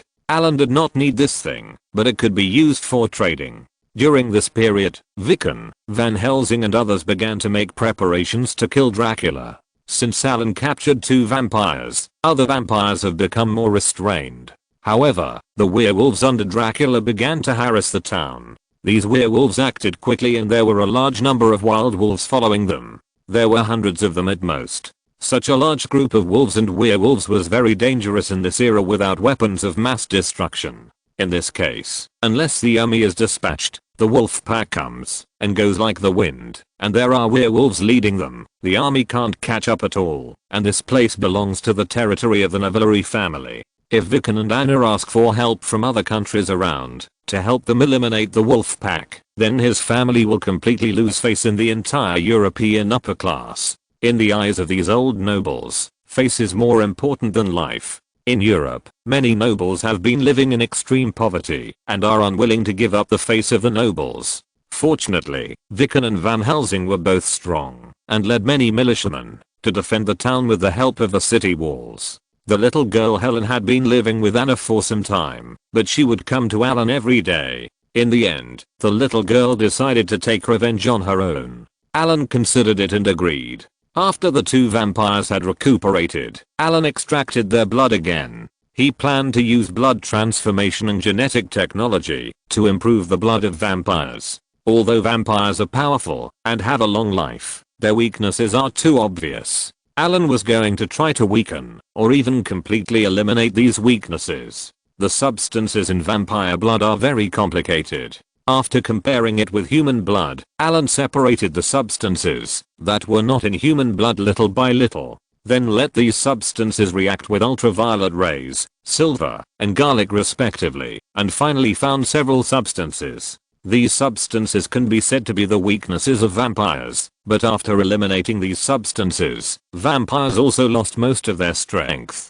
The recovery ability of the nearly immortal body completely disappeared, and the power of bat transformation was also lost. The agility was also reduced a lot. Although the vampire's weakness was successfully eliminated, the vampire's power was also greatly reduced. The effect of the potion obtained in the end was similar to that of the werewolf potion, but one was biased towards strength and the other towards agility. This potion was named Bat Potion by Allen. The Bat Potion was light blue. Allen drew blood from the 2 vampires several times. The 2 vampires had become very weak. After several consecutive draws, the amount of Bat Potion extracted from the blood was getting less and less. After getting enough Bat Potion, Allen finally let the 2 poor vampires go and gave them a quick death and sent them to hell. After getting the Bat Potion, Allen was not going to implant it in the little girl. He was going to try to merge the werewolf potion and the Bat Potion. After Allen cloned several human bodies using cloning technology, he started human experiments directly. After placing the test subject on the alchemy table, Allen took out a silver carving knife and began to carve on the test subject. The sharp carving knife cut through the human body, and a little bit of red blood flowed out. However, as the stone table emitted a white aura, the wound stopped bleeding quickly. Only scars were left. Allen was ready to combine the human enchantment technology to fuse the 2 bloodlines. The human enchantment technology first appeared in the thorium age. At that time, rune tattoos were used. This technology required all the hair on the body to be removed, and many tattoos would be left on the body. There was a period of time when red robes and bald tattoos were very popular among spellcasters. Allen's human rune technology was developed based on this tattoo technology. At that time, there was a profession called inscription swordsman, but this profession was eventually eliminated because although this profession was powerful, it was too difficult to advance. This profession is very powerful, but it also has many limitations. Although it is quick and convenient to engrave various spells on the body to obtain the required abilities, others will always have a way to deal with you if they know your power. Each time you advance, you need to engrave a new rune array on your body. The engraving of runes requires a lot of resources, and failure once will cause serious consequences. As the number of rune arrays increases, the difficulty of engraving becomes higher and higher. The number of top rune masters is limited. Similarly, rune engraving has a mature system, and you can't engrave anything you want. All the engraved runes must be a system, and the matching between all runes must reach a certain level, otherwise the probability of failure will increase exponentially. So although this profession is powerful, it is only a flash in the pan, and will soon disappear. Allen obtained this set of technology in the last excavation of the ancient city, and he only conducted a rough study. Rune number 1 is completed. The prompt sound of the chip sounded, and Allen slowly put away the carving knife, took out the potion, and began to transplant. The blood transplantation technology has been very mature in the wizard world. After transplanting the werewolf potion, Allen began to inject neutralizing potions into the test body to reduce the rejection reaction caused by the fusion of multiple bloodlines. The most dangerous thing about blood transplantation is rejection reaction. If the rejection reaction is too severe, it will cause the body's blood to collapse. Once this happens, there is basically no hope of recovery unless a new body is chosen. Chapter 388 Fusion. After the blood was implanted, the test subject's face began to turn pale, and the breath on his body became increasingly unstable. Allen continuously input energy to suppress the two bloods. At the same time, he continuously injected various drugs into the body of the experimenter, and the chip was running at full capacity, constantly monitoring any changes in the test subject. Finally, the test subject's breath fluctuated violently, and then the breath decayed rapidly, and there was no breath of life at all in just one breath. The life characteristics of the test subject disappeared.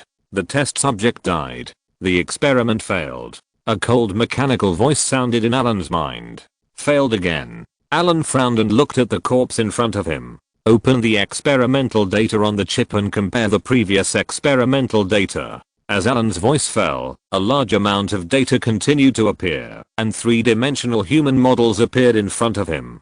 Because clones were used, there was no difference in the experimental materials, and the data above was compared very quickly. The first time was caused by the collapse of the werewolf bloodline.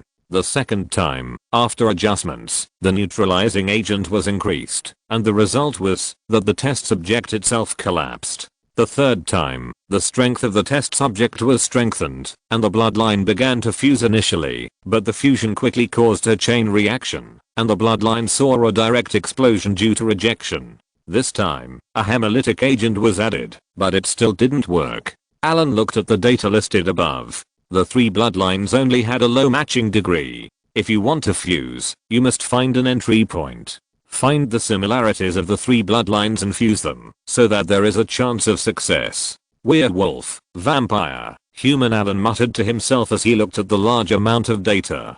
Similarities, yes, these two dark creatures can infect humans. A single bloodline can fuse with humans. Allen's eyes lit up, and he took out another test subject. This time, Allen did not fuse the three bloodlines, but fused the two bloodlines with human bloodlines separately. This fusion went very smoothly. Two test subjects with werewolf bloodline and vampire bloodline were soon cultivated. Next, Allen extracted the fused blood from the two bodies and implanted it into the third test subject. The three bloods had human blood as a link. Allen was full of confidence in this experiment. The result was as Allen expected. After adding blood neutralizers and blood fusion agents, the test subject successfully survived the blood rejection. The next step was to wait until the blood was completely fused. After 2 days of cultivation in the culture dish, the test subject's reaction finally stabilized. Allen extracted blood from the test subject, and finally got a bottle of light blue blood potion. This bottle of potion is the blood potion that fused the werewolves and vampires. Allen gave it a nice name, Blood of Hope. This is a potion that can bring hope.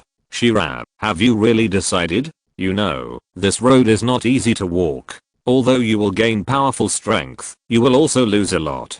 People around you will no longer regard you as one of their own. Your powerful strength will be feared and hostile by ordinary people, and they will regard you as an alien. That feeling is not pleasant. Master Wizard, I have decided. A little hesitation flashed in the little girl's eyes, and then she became firm again. Since you have decided, let's start. I hope you won't regret it. Allen nodded and said, no regrets. Once again in the laboratory, Allen did not immediately implant blood into Shira, but first extracted a small amount of blood for matching. The difficulty of fusion of hope blood is higher than that of werewolf blood and bat blood, and the risk is also high. If you are not careful, it will fail. Allen needs to adjust the proportion of hope to stop bleeding. Soon, with the help of the chip, Allen adjusted the proportion of hope blood to match, and adjusted the proportion to the best state. He opened the alchemy table, let Zeru lie on it, snapped his fingers, and let her fall into a deep sleep. Allen then took out the rune carving knife, and began to carve runes on her body. After the runes were engraved, 2 holes were opened in Allen's blood vessels, and the bright red blood flowed out, dripping onto the stone table, and flowing along the runes on the stone table into a crystal plate. The test subject's blood has reached the critical point. Hearing the prompt sound of the chip, Allen's hand flashed with a flash of light, and the blood stopped flowing out, and then he turned on the earth vein energy. The chip checks the blood fusion rune array. Open the blood fusion rune array. With the order issued, the rune array began to operate normally, and the light blue earth vein energy poured into the rune array, and the entire rune array rose with a soft light. The chip was constantly scanning the rune array in front of it. After seeing that the rune array was operating normally, Allen began the next step. He took out the prepared blood of hope, a bottle of light blue translucent liquid, and gently shook it in the crystal bottle. As the liquid shook, there seemed to be countless stars flashing inside.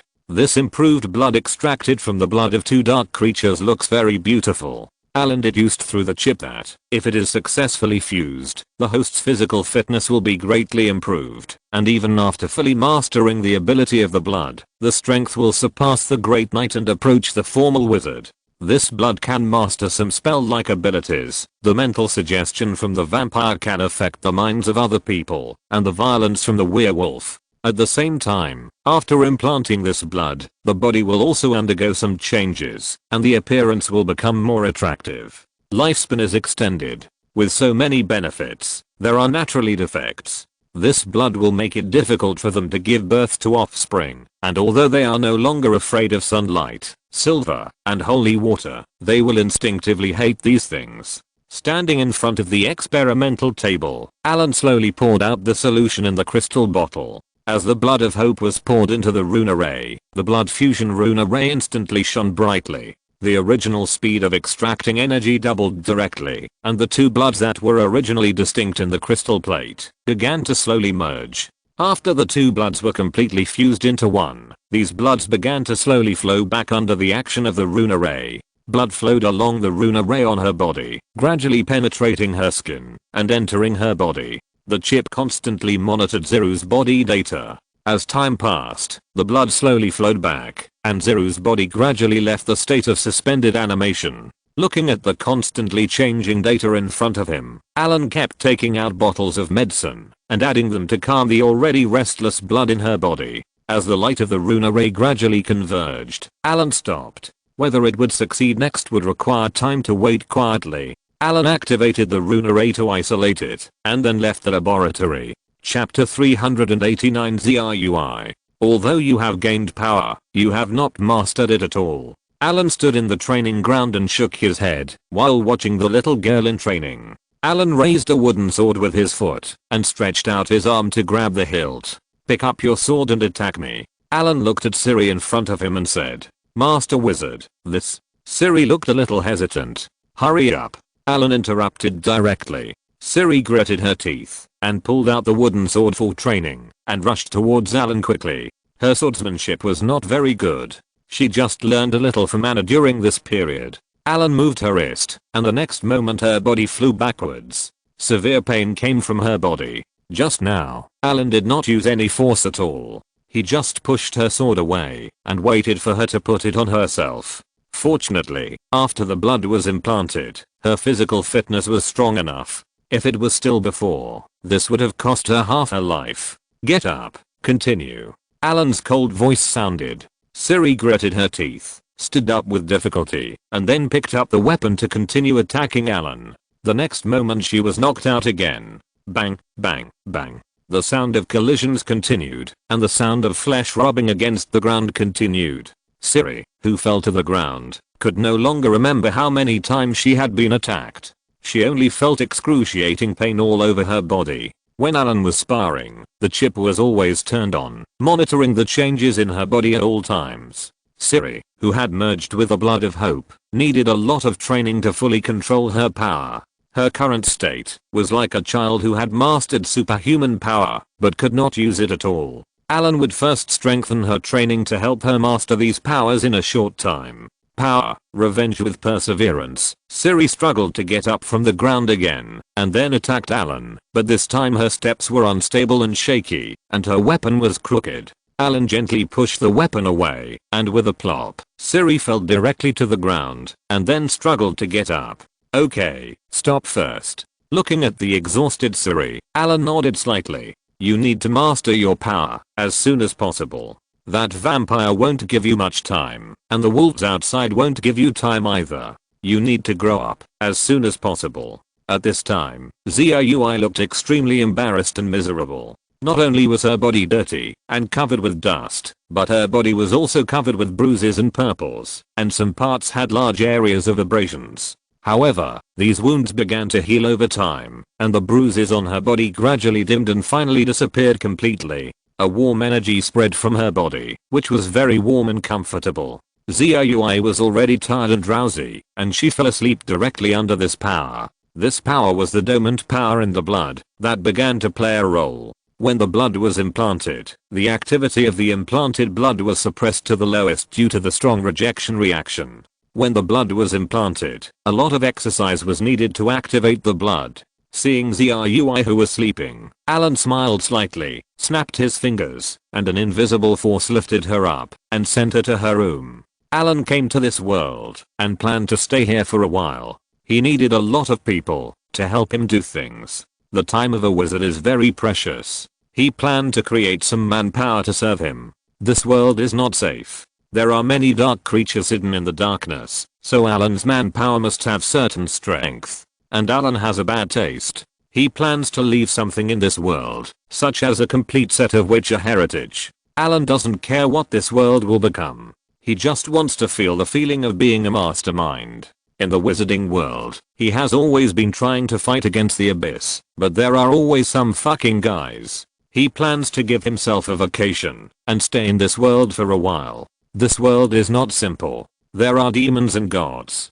Count Dracula, as a vampire, is not afraid of silver, sunlight, or even holy water. He can even enter and exit the frozen castle used to imprison him at will. That's because of the power of the devil. As for Van Helsing, he is not simple either. Although Allen did not feel how powerful he is, he saw the badge of the gods in his soul. He is an angel reincarnated. In fact, it is not the werewolf who can kill Dracula, but only Gabriel can kill him. When he came to this world, Allen felt that the rules of this world were very restrictive. The gods could not intervene directly, and could only support their own spokespersons, or let some angels or demons reincarnate. However, the power of the reincarnated angels or demons would be greatly reduced. A few days later, Raw! Exclamation mark.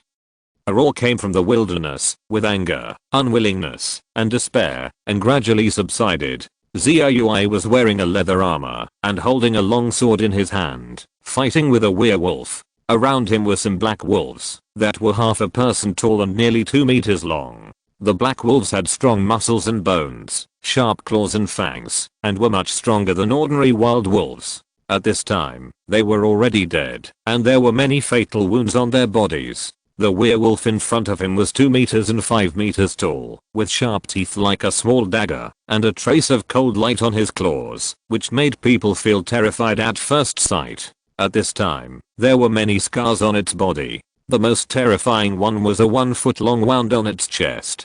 Black blood kept oozing out of the wound. With the recovery ability of the werewolf, this kind of wound would stop bleeding quickly and then recover. However, the area around the wound was black and there was no sign of healing. Siri held a silver sword in her hand.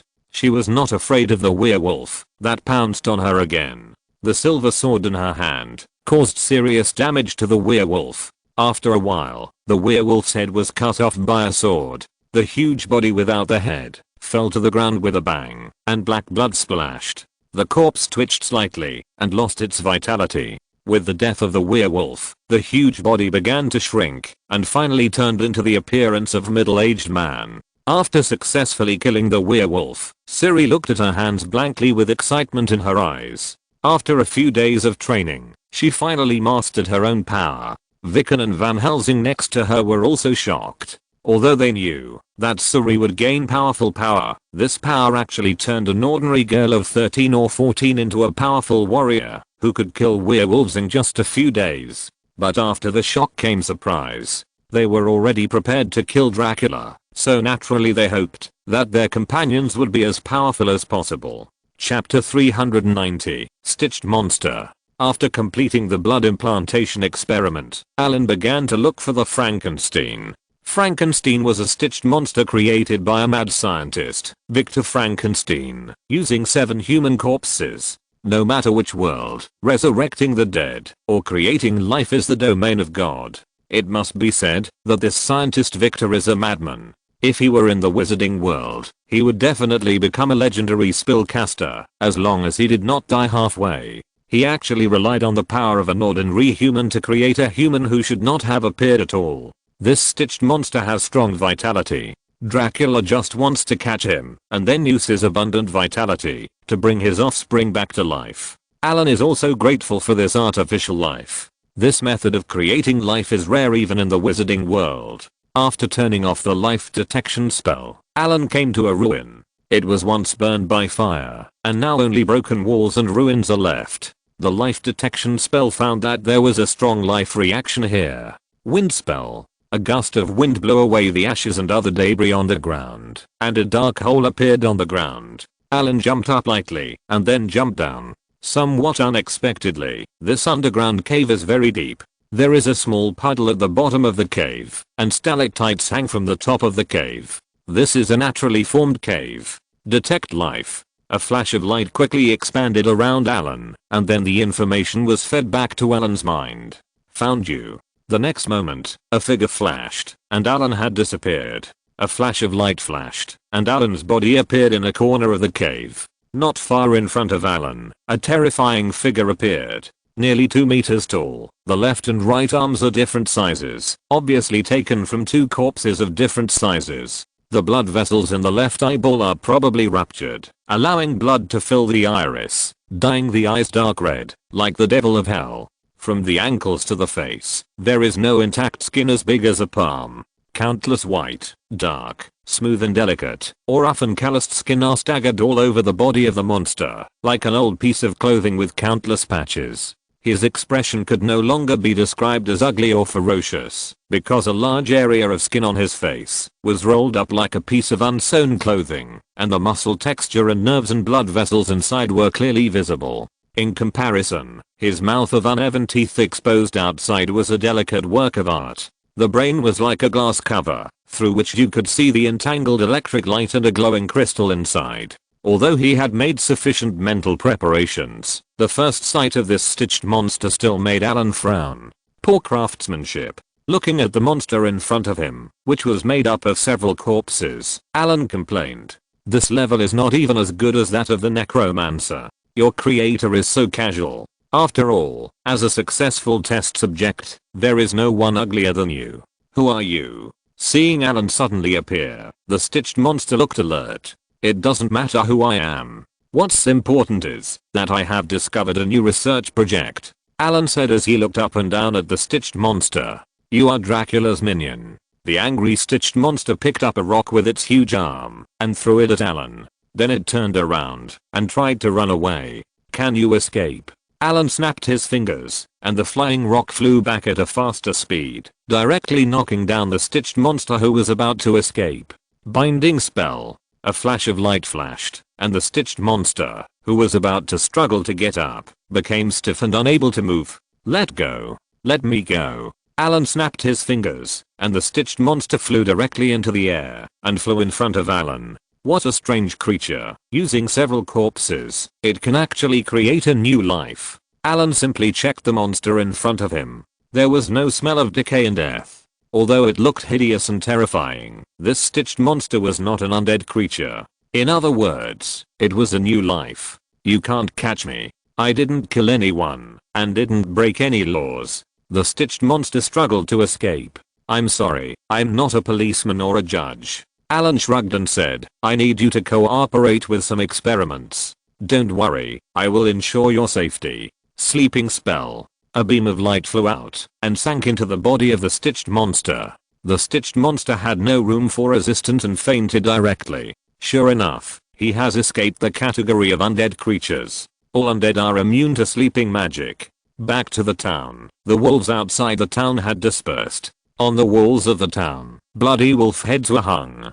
This was a demonstration. With the addition of Viken and Zeru, these werewolves were no longer the opponents of humans. The civilians around avoided Allen like snakes and scorpions, and hid away from him when they saw him from afar. In this world, wizards are described as a kind of person who likes to hide in the dark and conduct some weird and evil experiments. They can bring plagues, curses, and ominous things. Although Allen used psychological suggestion to this spell, thousands of years of subtle influence are not so easy to change. Allen ignored these people. On the first day he arrived here, he knew that the residents of this town were ignorant, xenophobic, and even hostile. After returning to his temporary residence, Allen snapped his fingers, and a huge body appeared in the laboratory. A flash of light appeared, and a cage made of ice appeared in front of him. He waved his hand, and threw the stitched monster into it. Allen was very interested in this stitched monster. He took out a crystal bottle, extracted some blood from its body, and then tested it.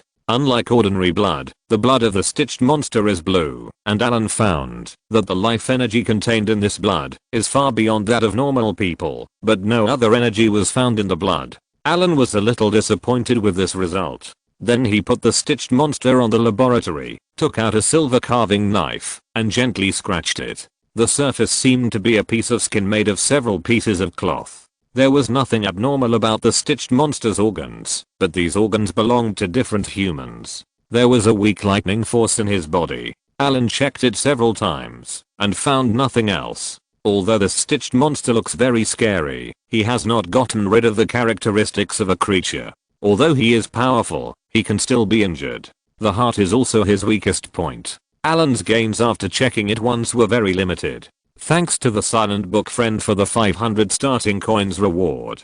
Chapter 391 Human Nature. In the morning, when a ray of morning sunlight shone through the window, Allen came out of the laboratory with a frown. From yesterday afternoon to this morning, he had not rested.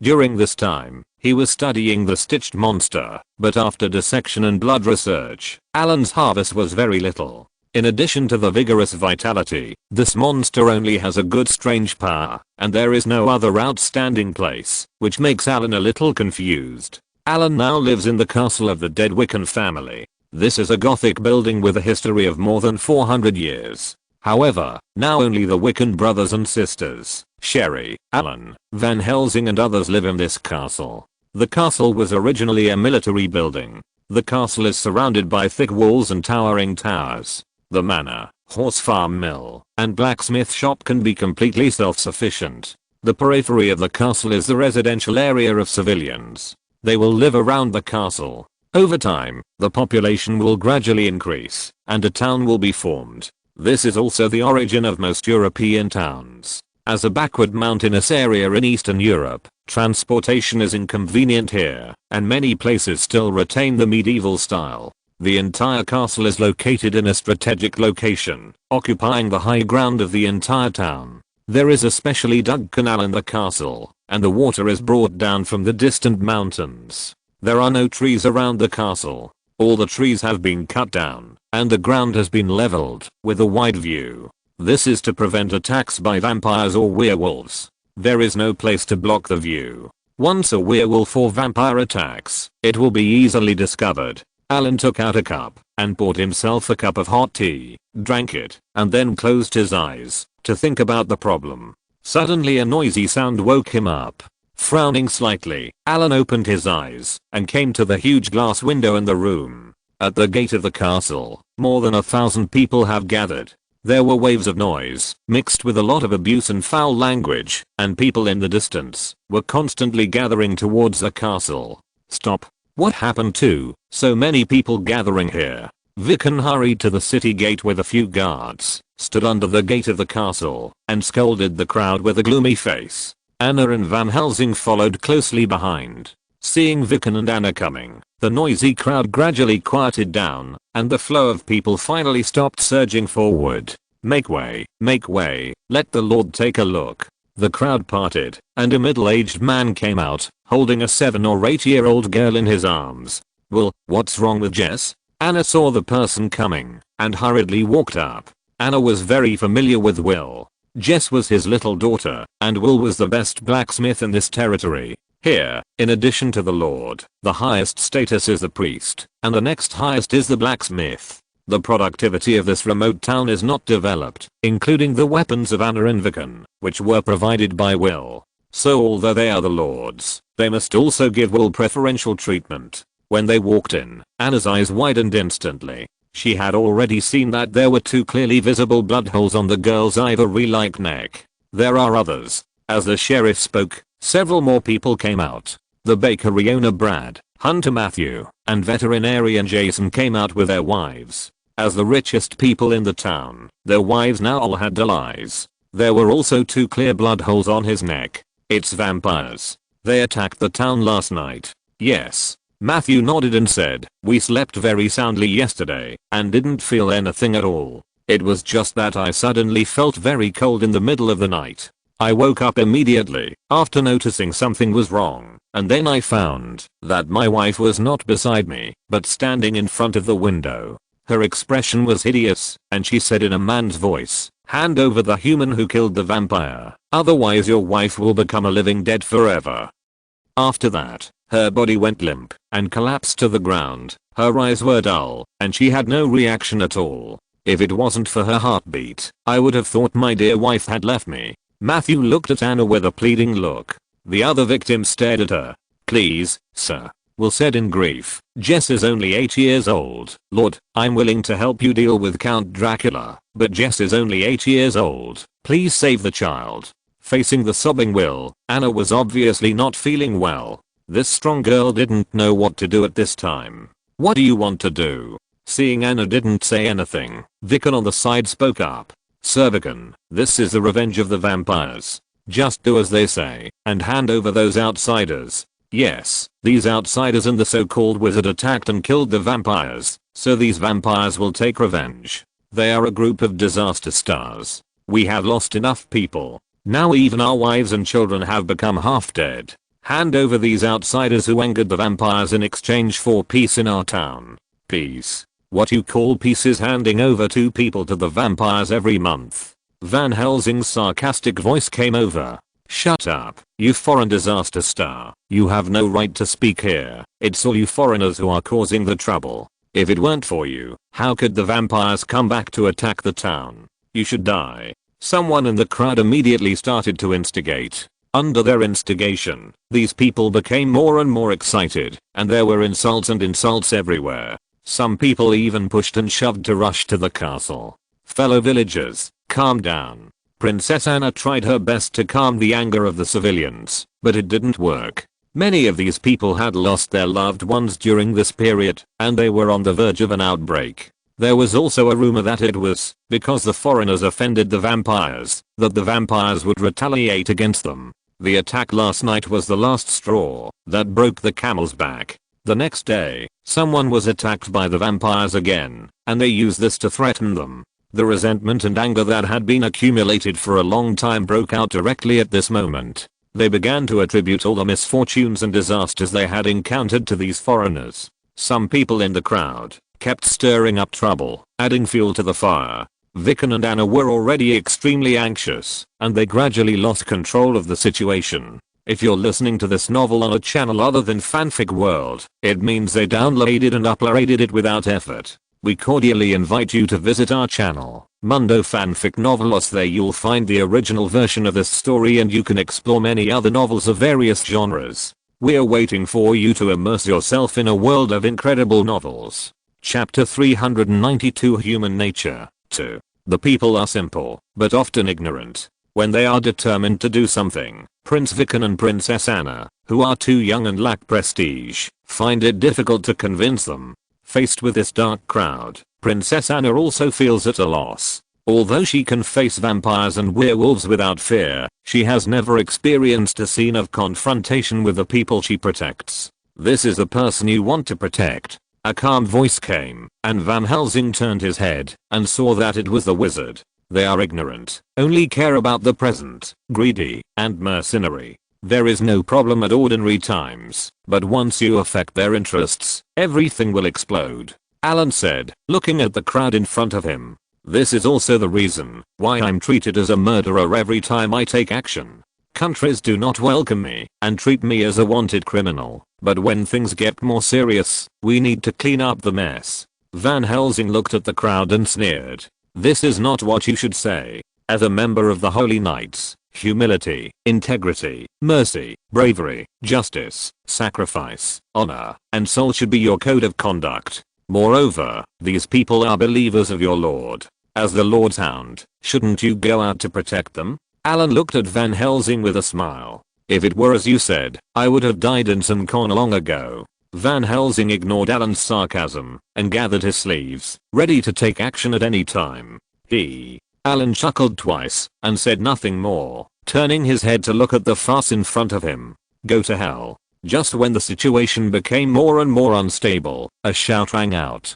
Then there was a gunshot of bang. As a hunter, Matthew's hunting rifle was one of the best in the entire city of Transylvania. Seeing the wizard not far away chatting and laughing with another foreigner in the crowd, while his wife was like a living dead, Matthew, who was extremely angry, raised his hunting rifle and shot the wizard without thinking. The large caliber shotgun bullet swirled with a burning breath and instantly came in front of Allen. At this moment, an energy shield appeared in front of Allen, directly blocking the bullet outside. Allen snapped his fingers expressionlessly, and the bullet, that was stagnant in the air, flew back at a faster speed and hit Matthew's forehead with a whoosh. Bang, like a watermelon being cracked. Matthew's skull was directly blown away, and a large amount of blood mixed with white brain matter splashed out. The blood spread under the city gate, and the crowd around Matthew spread faster than the blood.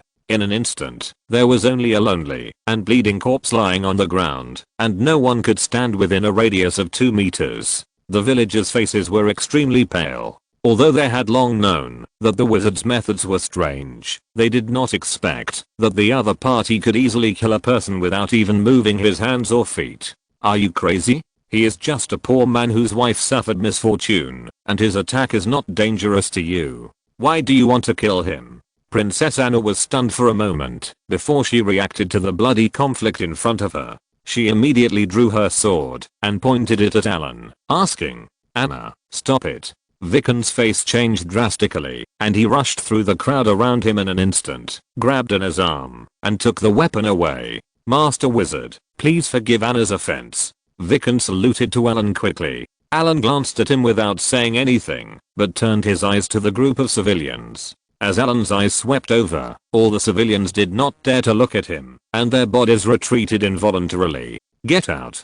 A voice seemed to ring in everyone's heart, and all the civilians felt their souls shaken, their faces turned pale, and many people fell directly to the ground. The next moment, the civilians who came to their senses retreated in fear, and those in the front row wanted to hide their bodies in the cracks of the ground. In any case, Transylvania does not welcome you. As long as you stay here, you will never get any food or help from us. Although they did not have the courage to directly engage in physical conflict with this group of strangers, it did not prevent some unwilling townspeople from making harsh remarks. This is the main reason why the church has ignored this place for 400 years. Looking at the retreating crowd, Van Helsing sighed. In the past, the church had sent out exorcist teams composed of Holy Spirit knights and monster hunters many times in an attempt to disintegrate Dracula's forces, but the key is that they could not kill Count Dracula at all, and could not solve the vampires, so everything was doomed to be in vain. In the process of fighting, whenever the vampires suffered losses, they would target ordinary townspeople for revenge. For every werewolf vampire that died, they would kill more townspeople for revenge. The townspeople could tolerate such sacrifices at first, but as more and more people were killed, and the culprit Dracula was still at large, they could no longer tolerate it, and even stopped selling food and medicine to the exorcist team and drove them away. Even the most devout knights can be fearless of the enemy's cruelty, endure hunger and thirst, and regard sacrifice as an honor, but they cannot endure the accusations and hatred from the parishioners they protect while fighting evil. And the irony is that, because Dracula's terrifying power shrouds this area, it has not been affected by the surrounding wars for 400 years. During the war years, there were even refugees who fled here to escape the war. Are you saying that our family's hundreds of years of fighting against Dracula is just a joke? Princess Anna also stepped forward and asked coldly. Van Helsing shrugged and said, I have always admired the courage and sacrifice of the Novellaris family. The implication was that he only recognized the courage and sacrifice of the Novellaris family. As for the strength, Princess Anna couldn't help but hear it, but she sadly found that she couldn't find any words to refute. What you said was in the past. Vicken put his arm around his sister Anna's shoulders and said, Dracula is doomed this time. I guarantee with the honor of our Novellaris family and the chance to enter heaven that I will send that dirty bat to hell. I hope so. Van Helsing nodded without refutation. Allen glanced at the few people and said nothing. Instead, he took Ciri back to the house. He didn't care about the people outside. He cared more about the stitched monster in the laboratory. Chapter 393 Dracula. Do you know this monster? Allen snapped his fingers, and a heavy sound of footsteps came over. Oh my god, it's that Frankenstein. That heretic Victor Frankenstein can really make a stitched monster have life. Seeing the terrifying monster that was more than 2 meters tall and had a hideous face, Anna shouted in shock. It sounds like you have some understanding of Victor's experiments. Allen also kept his eyes on Frankenstein and said without turning his head. A year ago, there were many cases of missing bodies in the village. Many newly buried bodies disappeared the next day. At that time, everyone thought it was the work of vampires. But in the end, someone discovered that an evil scientist named Victor had stolen those bodies and was conducting evil experiments to resurrect the dead. Finally, the villagers found the castle where Victor was hiding and wanted to set it on fire to burn him and the castle together. But at that time, they found that he had a conflict with Dracula and died. It is said that a stitched monster disappeared in the flames holding his body. Later, vampires once went out on a large scale to search for the stitched monster, but failed. I didn't expect you to find it. Princess Anna also answered. Do you know how this monster was created? Allen turned around and looked at the few people and said, I don't know. We just heard that Victor was hired by Dracula and created this monster with his support. Vicken looked up and said after circling the stitched monster, it seems that if we want to find out, we must go to Dracula. Allen said expressionlessly, Lord Allen, I would like to ask you to help us kill Dracula. Vicken hesitated and said, I'm sorry about what happened today. Although you punished the person who offended you, the situation here has become a powder keg that will explode with just a spark. The only way is to kill Dracula, but we don't know where Dracula is hiding. I want to ask you to help us. Helping you kill Dracula was the original condition, and I will fulfill it. It's actually very simple for you to find Dracula's lair. It's in the documents passed down by your family. Ilu snapped his fingers and continued. Then several books in the room flew directly over and unfolded instantly. Count Dracula is actually the son of your ancestor. He was not a vampire at the time. He became a vampire after being killed by a man called the Left Hand of God. Allen said, pointing to a line of words on the document. After Jesus Christ ascended to heaven, he sat at the right hand of God. So God's right hand represents integrity and justice, while the opposite is God's left hand, which represents deviousness and cunning. God's right hand is loving, but his left hand is terrible. This is just like us. Although each of us is named an angel, we can only walk in the dark and complete some tasks for the church that are not suitable to be placed in the sun, even if it asks us to massacre believers and murder our brothers. So Dracula's death is God's left hand. Interestingly, Dracula was not willing to die. After he lost his life, in 1422, he signed a contract with the devil and was immediately given a new life. But this life is a bit special. He needs to suck blood to sustain his life. And your ancestor, the father of that evil life, went to Rome in person to ask for forgiveness, and the covenant was established at that time. He must kill Dracula in exchange for the entire family to enter heaven. If he fails, then the entire family will go to hell. But your ancestor couldn't do it. Although Dracula was evil, he still couldn't kill his own son. So your ancestors exiled him to an icy castle, which was a door from which he could not return. But your ancestors did not expect that the devil gave Dracula a pair of wings. From then on, the icy castle became his lair, and Dracula could enter and exit the castle at will. Allen snapped his fingers, and then all the documents returned to their original state. So where is the castle, or where is the door? Vicken asked in confusion. It's in this castle. Allen smiled slightly, stretched out his hand, and pushed a candlestick on the wall. The candlestick slid down automatically, and the wall, that was originally tightly closed, turned over, and a painting appeared in front of him. There were words and pictures on the mural, and the picture showed two warriors wearing thick armor and holding sharp swords confronting each other. Van Helsing was certainly surprised, but Princess Anna, as the host, was no less surprised than him. She hurried over and read the words next to the painting. Even if you have a pure and pious heart, you may become a werewolf every full moon night, when the monkshood blooms and the moonlight is bright, or after sunset, sucking human blood and flying away.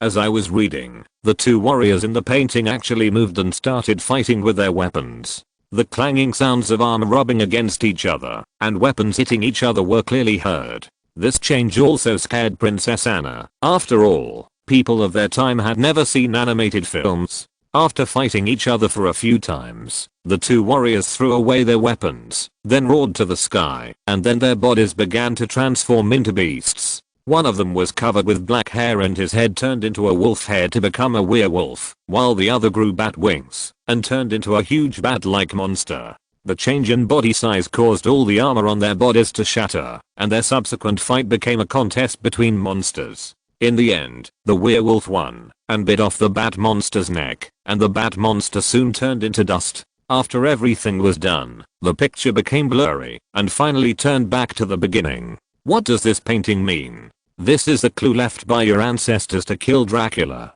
In fact, it would be better to just tell you how to kill Dracula instead of leaving all these clues. Allen looked at the painting and complained. This painting conveys a message to us. Can the werewolf kill Dracula? Van Helsing asked. Indeed. Allen nodded and said.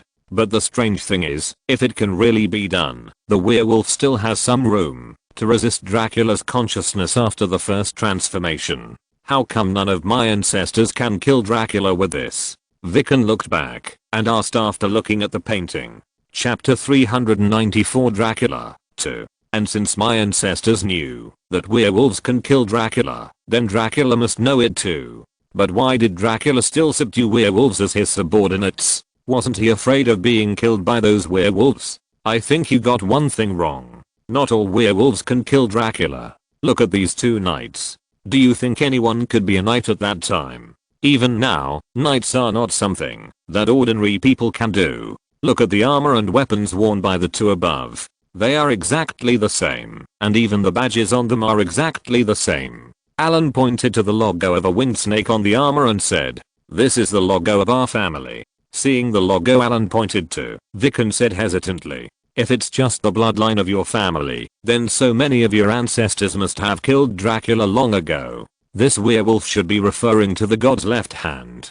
God's left hand? Van Helsing, do you feel familiar? Looking at the dazed Van Helsing, Allen smiled and said, "Lift yours and let's see." Van Helsing raised his left hand in a daze. On the ring finger of his left hand was a black ring with the same emblem as the one in the picture. This ring. Anna looked at Van Helsing with some confusion when she saw the ring. Yes, that ring belongs to your family, and it was left by your ancestor. Allen understood what Anna meant and spoke directly. This is the famous monster hunter Van Helsing, the only knight of the Holy Order Knights who is active abroad, a murderer wanted by many countries, and the descendant of your ancestor, the brother of Count Dracula. What? This is impossible? Hearing Allen's words, Anna Wicken and Van Helsing were both incredulous. The ancestor of our family has been dead for 450 years. If he is the son of my ancestor, then he must be at least 400 years old. But look at him now. Is he 40 years old? Wicken grabbed Van Helsing and said with a somewhat uncontrolled expression, Nothing is impossible. It's just 400 years old. Allen shrugged, picked up the teapot on the table, poured himself a cup of tea, and then took a sip slowly. Tea brewed with holy water has a unique flavor. If you don't believe me, go ask Van Helsing. Are you really the son of my ancestor? Vicken looked at Van Helsing in disbelief. Sorry, I have lost my memory. I don't know who I am. Van Helsing frowned and said, your memory is sealed. The whole thing is actually very simple. Allen looked at everyone and continued. Dracula, the son of your ancestors, lost his faith because of something, and began to stop believing in God. As God's left hand, Van Helsing was ordered by the Inquisition to kill Dracula. The Inquisition did a lot of things that caused brothers to kill each other. As God's left hand, he was the sharpest knife of the Inquisition, so he was the one to kill Dracula. But the church did not expect that Dracula would sign a contract with the devil and then appear as a vampire again after being killed by God's left hand. You all know what happened afterwards. Allen drank the tea in one gulp.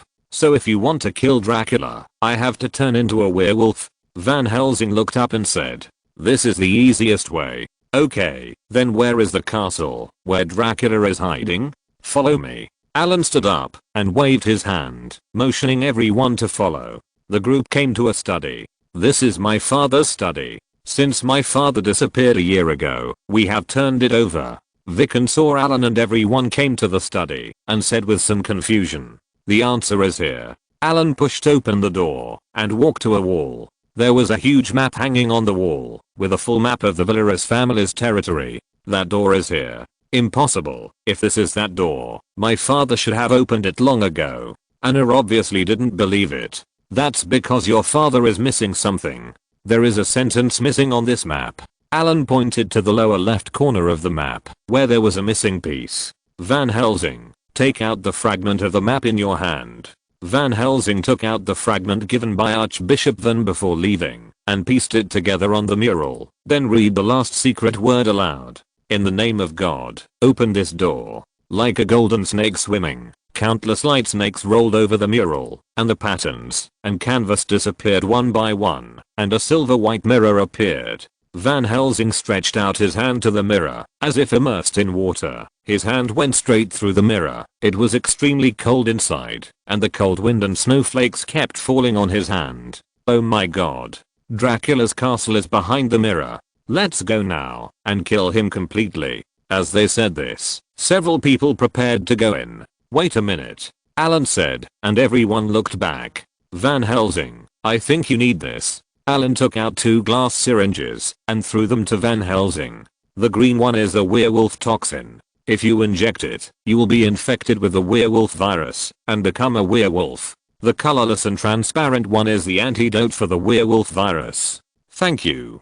Van Helsing picked up the syringe and injected the green werewolf toxin directly into his arm. He handed the antidote to Vicken. Then, he walked through the mirror without hesitation, and the others followed him in. Allen's figure flashed and appeared in the mirror world. As soon as he stepped across the mirror, he saw a vast expanse of white everywhere. Everything was shrouded in the wind and snow. The shrill wind mixed with fist-sized snowflakes and rushed towards him. Occasionally, there were some ice cubes in the snowflakes, which hit the ground and splashed a piece of snow. In contrast to the white mountains and fields, the black clouds that were almost ink-like rolled in the air, except for the occasional faint lightning that broke through the darkness and illuminated the entire frozen castle.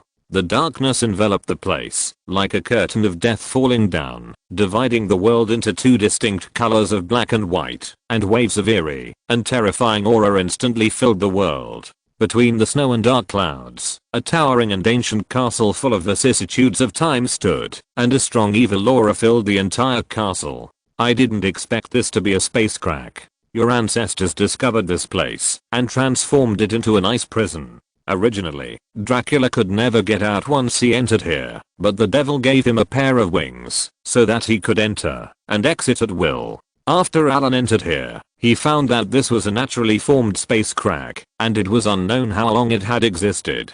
Chapter 395 Dracula 3. As you get closer to the castle, you can see that there are skeletons everywhere around the castle. The vast white bones form a sea of dead bones. The gloomy castle stands above the snow-white sea of bones. From time to time, a flash of lightning flashes across the sky, illuminating the entire castle. A sense of terror and dead silence comes over you. Looking at all this, Vicken and his friends feel a chill rising from the bottom of their hearts. The castle is located on a cliff, surrounded by a bottomless abyss. The castle is covered with a thick layer of ice. The wind is cold and a shrill howl of the wind comes. On the other side of the castle, there is indeed a bottomless cliff, which is thousands of feet high and looks deep and steep. A stone bridge connects the castle to it. Several tall and strong werewolves and a dozen short and stocky dwarves guard the four sides of the square. They are the dwarf demons, Dracula's loyal servants, who are hard-working, but fierce and cruel. The castle gate was closed, and there was a layer of ice on the outside, which was smooth and hard, making it extremely difficult to climb. Van Helsing took 2 steps back, then started up instantly, quickly taking advantage of the steep cliff, jumping high, jumping onto the castle gate, and then opening the gate from the inside. A group of people entered one after another, and the entire castle was gloomy and cold, empty without a single figure. "Look, what is that?" Anna pointed at the ceiling of the castle and said. Everyone looked up and saw dense tumors hanging on the ceiling. A burst of blue lightning flashed across, and the tumors seemed to have life and began to beat slowly like a heart. "That's the offspring of a vampire." Allen looked at the dense tumors, then snapped his fingers and a beating tumor fell directly. He waved his hand and directly received it into the dimensional space. "Vampire offspring? All of these?" Van Helsing looked at the dense tumors in front of him and felt his scalp tingling. "That's true, and so many are just the offspring of a vampire at one time." Allen nodded. Van Helsing raised the steam crossbow and was ready to attack the tumors. Allen gently raised his hand to stop him. "What do you mean?" Van Helsing looked at Allen in confusion. "Don't worry about these tumors. They can't survive at all." Allen looked at the tumors and said, "These descendants of Dracula lack sufficient life energy. They are just a bunch of dead fetuses and can't survive at all. In order to let these descendants survive, it found the scientist Victor and funded his research. It created the stitched monster in order to take away the vitality of the stitched monster and let these offspring survive. But the stitched monster is in my hands now. His experiment is a waste of effort. While Dracula hasn't found it yet, I think you'd better hurry up."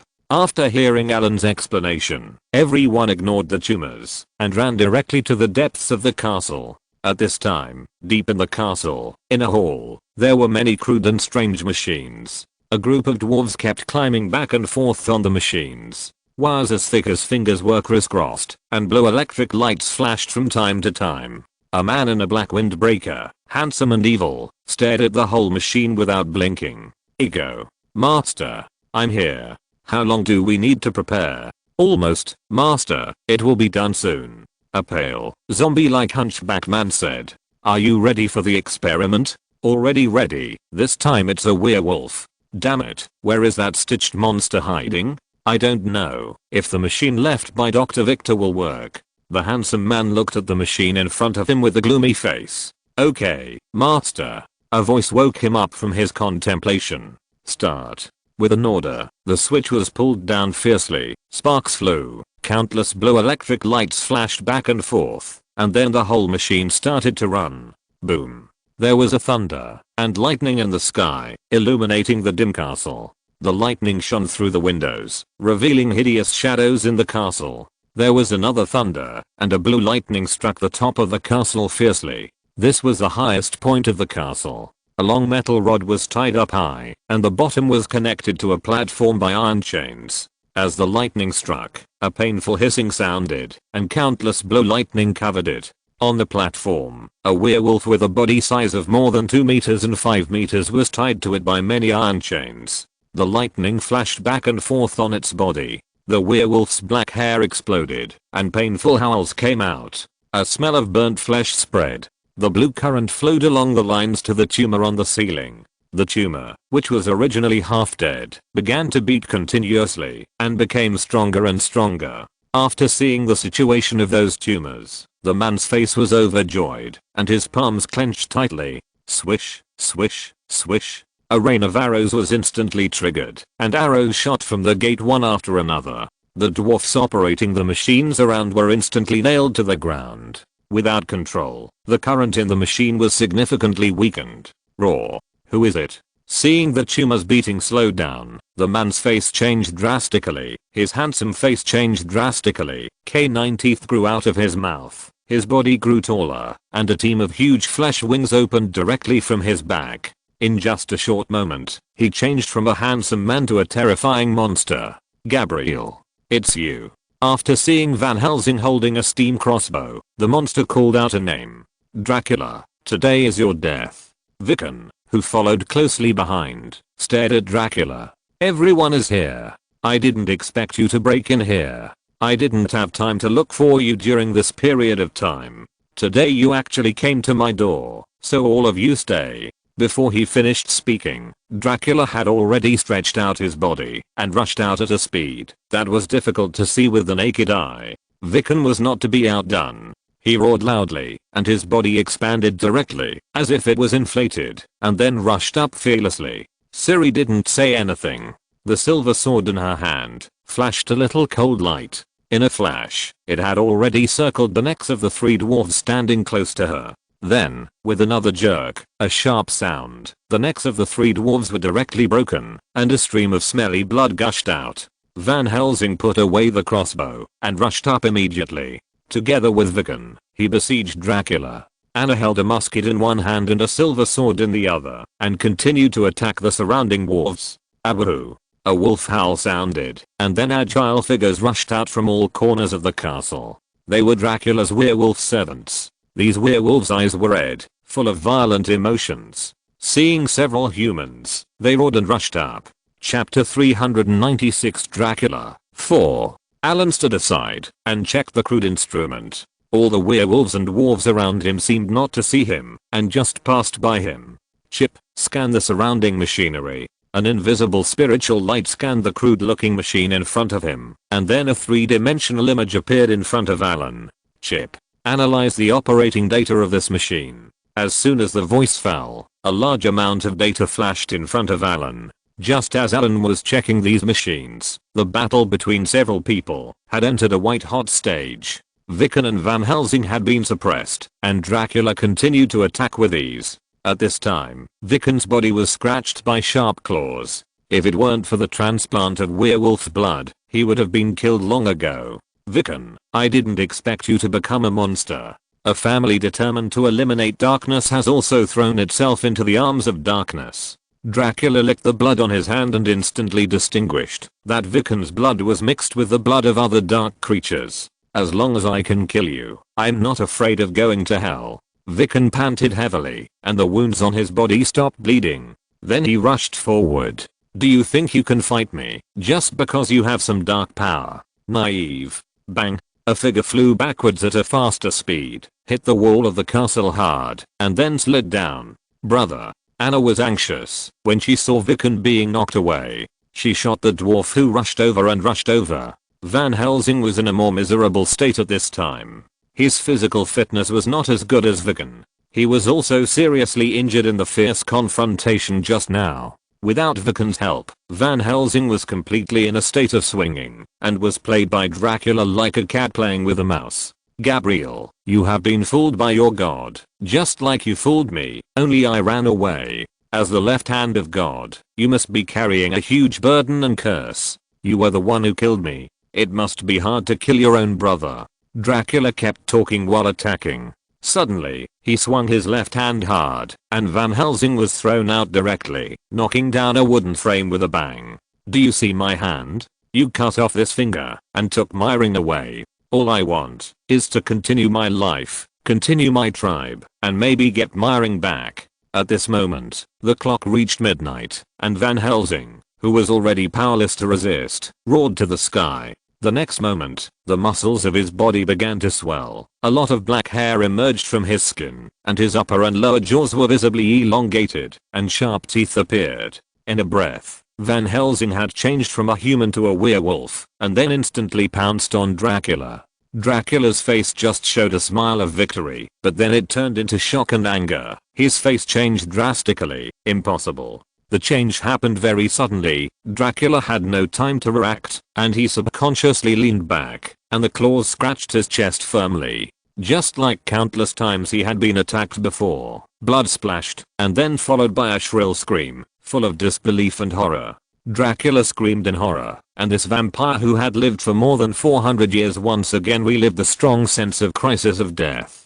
There was no sense of superiority just now, and the body instantly turned into an ugly bat monster, releasing its power without hesitation. A werewolf and a vampire began to fight frantically, and the two figures rose and fell, so fast that they mixed into a ball, and the explosions like a string of cannons continued to sound, bringing the howling wind with the breath of death, to sweep the entire space. Van Helsing completely lost his mind at this moment, leaving only the instinct of fighting. His attack was even more fierce and swift. Every missile was like a gunpowder barrel. A series of hitting sounds came, and bursts of explosions came in the air, shaking the ground. Ah! Dracula screamed, and then his whole body was thrown out, then hit the wall hard, and fell to the ground again. The immortal noble. He had never been so embarrassed before. At this time, he no longer had any elegance. Because of his exasperation, his twisted expression was extremely hideous. However, all this was destined to be in vain. Van Helsing, who had transformed into a werewolf, did not stop at all. As soon as his body stood firm, he pounced on it again. At this time, Dracula's injuries had never healed, and the power of the werewolf suppressed his recovery ability. What a trouble. Allen frowned as he looked at the constantly damaged instrument. The chip has analyzed the function of this machine. The biggest function of this machine in front of him is to use the power of thunder and lightning to extract the vitality of a person or creature, and then infuse it into other creatures. It cannot create life out of nothing, but an equivalent exchange. It seems that the vitality of the stitched monster is not created out of nothing. Allen looked at the analysis data of the chip and understood the creation of the stitched monster, but what exactly is that thing? Allen thought for a long time, but could not find the answer, and then moved his eyes to Dracula, who looked miserable at this time. The huge bat wings behind him had been cut, and one of the wings was broken, completely losing the ability to fly. There were bloody wounds on his face and chest. But Van Helsing didn't look good either, with wounds on his body, and one ear was even torn off. Victor is dead, so only you know the experiment, Allen said to himself. Then a beam of light shot out. Monster immobilization technique. Dracula, who was moving and fighting quickly, suddenly stiffened. Van Helsing seized the opportunity and pressed him to the ground, biting him down with his ferocious mouth. Dracula watched helplessly as his throat was bitten by the werewolf transformed by Van Helsing, and then a large amount of werewolf toxin was injected into his body. Dracula's blood was like sulfuric acid, boiling instantly, and his body was visibly melting. In the breath, Dracula's huge body began to collapse. Soul extraction. Seeing Dracula's death, Allen instantly shot out a spiritual light and pulled his soul out directly. A hideous translucent soul was trying to break free with its fangs and claws, and there was no room for resistance, and it was directly dragged into a gem. Soul imprisonment.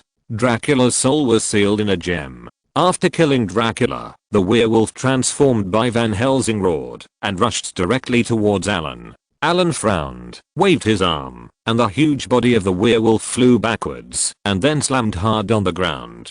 Chapter 397 Dracula 5. A huge translucent hand pressed the werewolf to the ground. The werewolf struggled to get up, and its sharp claws kept rubbing against the ground, leaving crisscross marks on the marble floor. Anna, inject the antidote for the werewolf potion into him. Alright, Master Wizard. Anna looked at Allen with a dull face. The longer she was in contact with him, the more she felt the power of the wizard. He just suppressed Dracula forcefully, and now he summoned a big hand to press Van Helsing in the form of a werewolf to the ground. She was in awe of the wizard's power from the bottom of her heart. Anna took the syringe and stabbed it into Van Helsing's body. The werewolf, who was still struggling violently, slowly stopped moving. The black hair fell off, the muscles contracted, and the claws degenerated. Soon, he recovered from the werewolf form to become a human. After killing Dracula, Allen stayed in the castle. He transformed the entire castle into a laboratory, and the dwarfs left by Dracula were also enslaved by Allen. Although these dwarfs were cunning and cruel, they were also hard-working and diligent. There are many books in the castle, most of which are ordinary books and artworks. The most precious one is an experimental notebook. The experimental notebook was left by Victor. Allen flipped through this thick experimental notebook, which recorded in detail the process of making the stitched monster. Allen repeated the experiment according to the experimental records on it, and the experimental results were not optimistic. The stitched monster made of several corpses did not successfully revive and become a new life, but turned into a pool of mud and completely corrupted. Next, Allen conducted several similar experiments again. The most successful one was to create an undead creature stitched corpse. With the help of the chip, Allen has carefully verified all the details of this experiment. After another failure, Allen temporarily put down the experiment. He was going to look through Dracula's memory. As a person who participated in the experiment at the time, there might be new discoveries in his memory. It is not easy to check the memory of the soul. This field belongs to a very advanced subject. Allen needs to build a large altar and command the dwarves to start transforming the castle. Building a rune array requires a lot of materials: obsidian, silver, gold, various gems, orkin, thorium, and other materials. Among them, the materials of orsin and thorium are all metal materials, which require sufficient raw materials for blending and refining. These things are not available in the castle, and need to be purchased from the outside. The Novellaris family also began to build their territory without the threat of vampires. It was already the end of the 19th century and the beginning of the 20th century, and the Transylvanian town still looked like it was in the Middle Ages. Romania is located in Eastern Europe and is rich in world-class wine. In the past, because of vampires, the wine production here was greatly affected. Wine is one of the few things that vampires can drink. Since the shadow of Dracula shrouded this place, the number of vampires in Romania has been increasing. Vampires like to add human blood in the winner-making process. It is said that this kind of blood wine is very popular among vampires. Allen found a lot of this blood wine in Dracula's castle. After solving Dracula, Vicon, Anna, and Zrui began to gradually clean up the vampires around them. These vampires did not have Dracula's immortal body, and were not their opponents at all. A large number of vampires hidden in various places were found and killed. After clearing these obstacles, Romania began to develop steadily, and the materials that Allen needed began to be transported from the outside world. Commanding a team of dwarves to clean the castle. This castle with a history of hundreds of years looks gloomy and terrifying, and Allen does not like this vampire style. An altar was also built in the castle.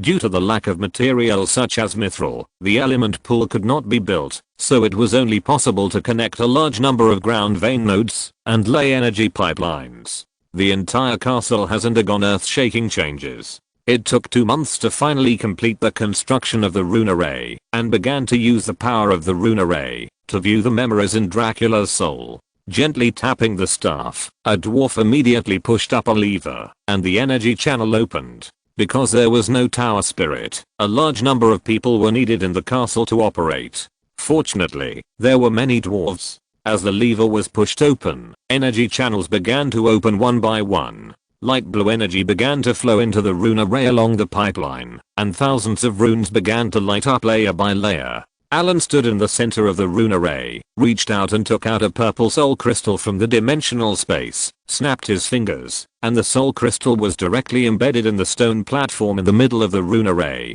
As a huge amount of energy poured in, a purple spiritual light rose. Soul extraction. Soul wandering. 2 spells were cast in succession, and a spiritual light was projected from the purple soul crystal, and then a large number of memories appeared in front of Allen. As a vampire who has lived for more than 400 years, his memory is very huge. Although a lot of memories have disappeared due to death, the remaining ones are also very daunting. And Victor's successful experiment is very important to it, and this memory is completely preserved. Allen ignored other memories, and directly found the memory fragment from a year ago, and then began to observe. This memory should be a successful experiment of Victor. After this experiment, Victor was abandoned by Dracula. Because of the success of the experiment, Allen looked at Victor's experimental steps in his memory, and then let the chip record and analyze and compare them, trying to find the problem with his own experiment.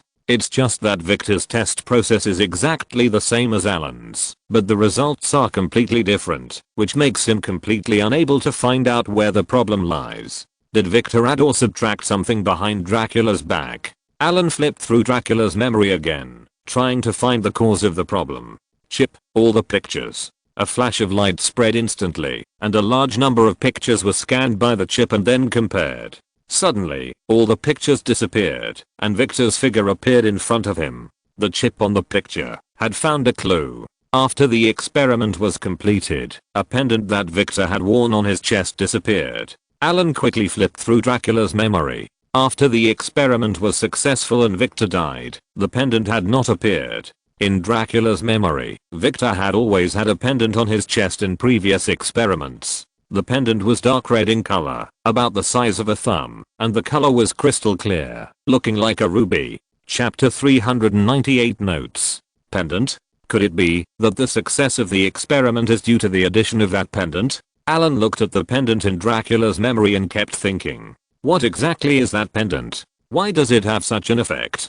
Dracula couldn't find any relevant information in his memory. Allen waved his hand and stopped the operation of the rune array. Allen found Victor's notebook again, wanting to find information about the pendant. Finally, in a diary, Allen found the origin of the pendant. The pendant was found in a second-hand shop in London. Victor Frankenstein was once a member of the Royal Academy of Sciences. The talented young scientist was once the darling of the Royal Society of Britain. However, this scientist was expelled and driven out of the Royal Academy of Sciences because he studied some taboo knowledge and conducted some evil experiments. Overnight, this rising star in the scientific community became a miserable dog in the water. He had no place in the scientific community of the entire Western world. Victor, in a state of disgrace, wanted to leave this land and go to the east, but what he did was known by Dracula in Romania, who sent him an invitation letter. Victor, who was desperate, went to Romania without hesitation and completed his experiment in this backward area.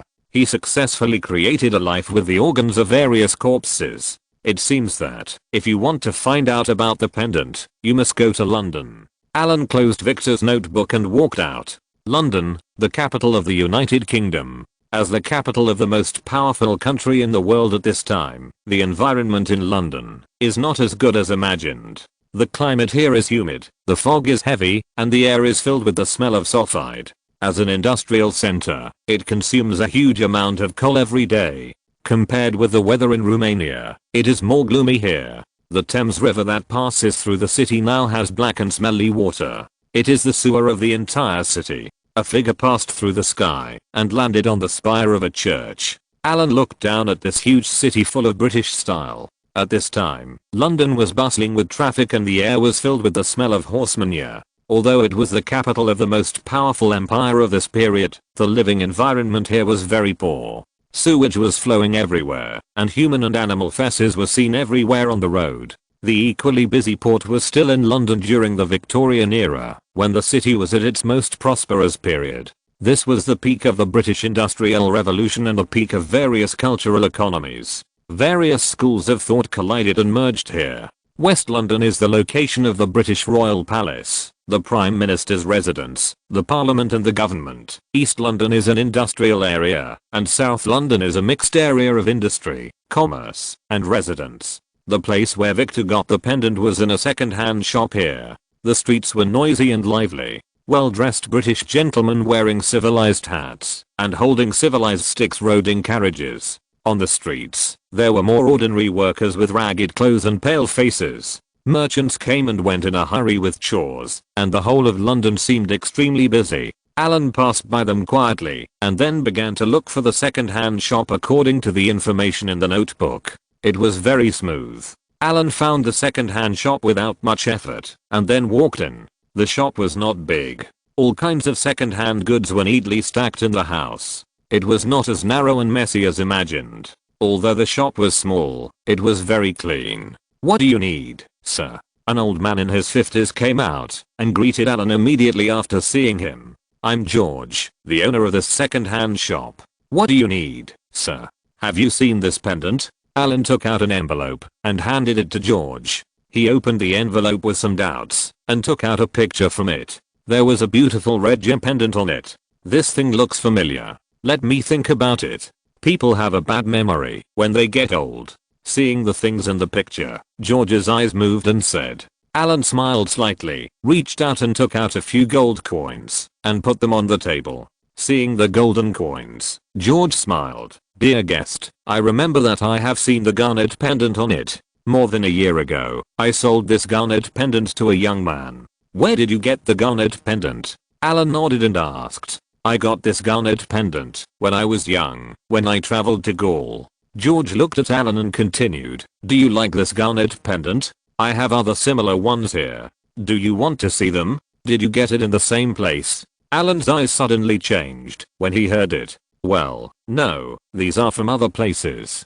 Take it out and let me see it. Allen was disappointed when he heard it, but he was still ready to take a look. Soon George walked out of the house with a well-made wooden box in his hand. This is the garnet pendant. The color and size are better than that one. Then he handed the box over. Allen took the wooden box and opened it. There were 3 pigeon egg-sized garnet pendants inside. All 3 pendants were inlaid with silver ornaments and looked well made. Allen was disappointed after taking a look. There was nothing special about these garnet pendants. They were just ordinary garnets. Allen picked them up and checked them, then put them back.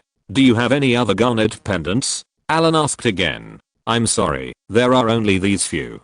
George looked at Allen with some doubts. Sir, are you not satisfied with these garnets? Allen shook his head in disappointment. Where did you get the garnet pendant in Gaul? Allen asked after putting down a few garnet pendants. I bought it at a stall in Paris. Although George was puzzled, he still answered Allen's question. Then can you still find that person now? I'm sorry, sir, that happened more than 10 years ago. Besides, he was a small vendor. Who knows where he is now? And I have long forgotten what he looked like after so long. George spread his hands helplessly. But I remember that I bought a notebook with this garnet pendant. George said as if he suddenly remembered something. Notebook? Where is it? Show it to me. Allen raised his eyebrows. He was ready to give up, but he didn't expect there was more news. If you're listening to this novel on a channel other than Fanfic World, it means they downloaded and uploaded it without effort. We cordially invite you to visit our channel, Mundo Fanfic Novelos. There you'll find the original version of this story and you can explore many other novels of various genres. We're waiting for you to immerse yourself in a world of incredible novels. Chapter 399 Nicholas Flamel. Guest, this is the notebook. An old notebook was handed over. This notebook is said to have a history of several hundred years. Together with the garnet pendant, it is said to be a relic of a noble family. The second-hand shop owner who took out the notebook said with self-promotion. Noble? Well, let's assume that they come from a noble family. How much are you going to sell it for now? Allen flipped through the notebook for a few times and said non-committally. £200. George glanced at AI Lou and quoted a price.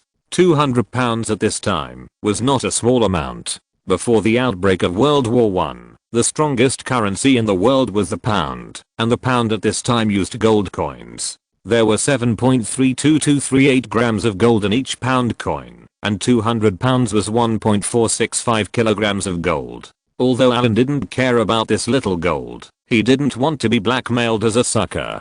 £20. If you accept it, then trade it. If you don't agree, then cancel it. Allen glanced at George, put the notebook on the table, and casually took out £20.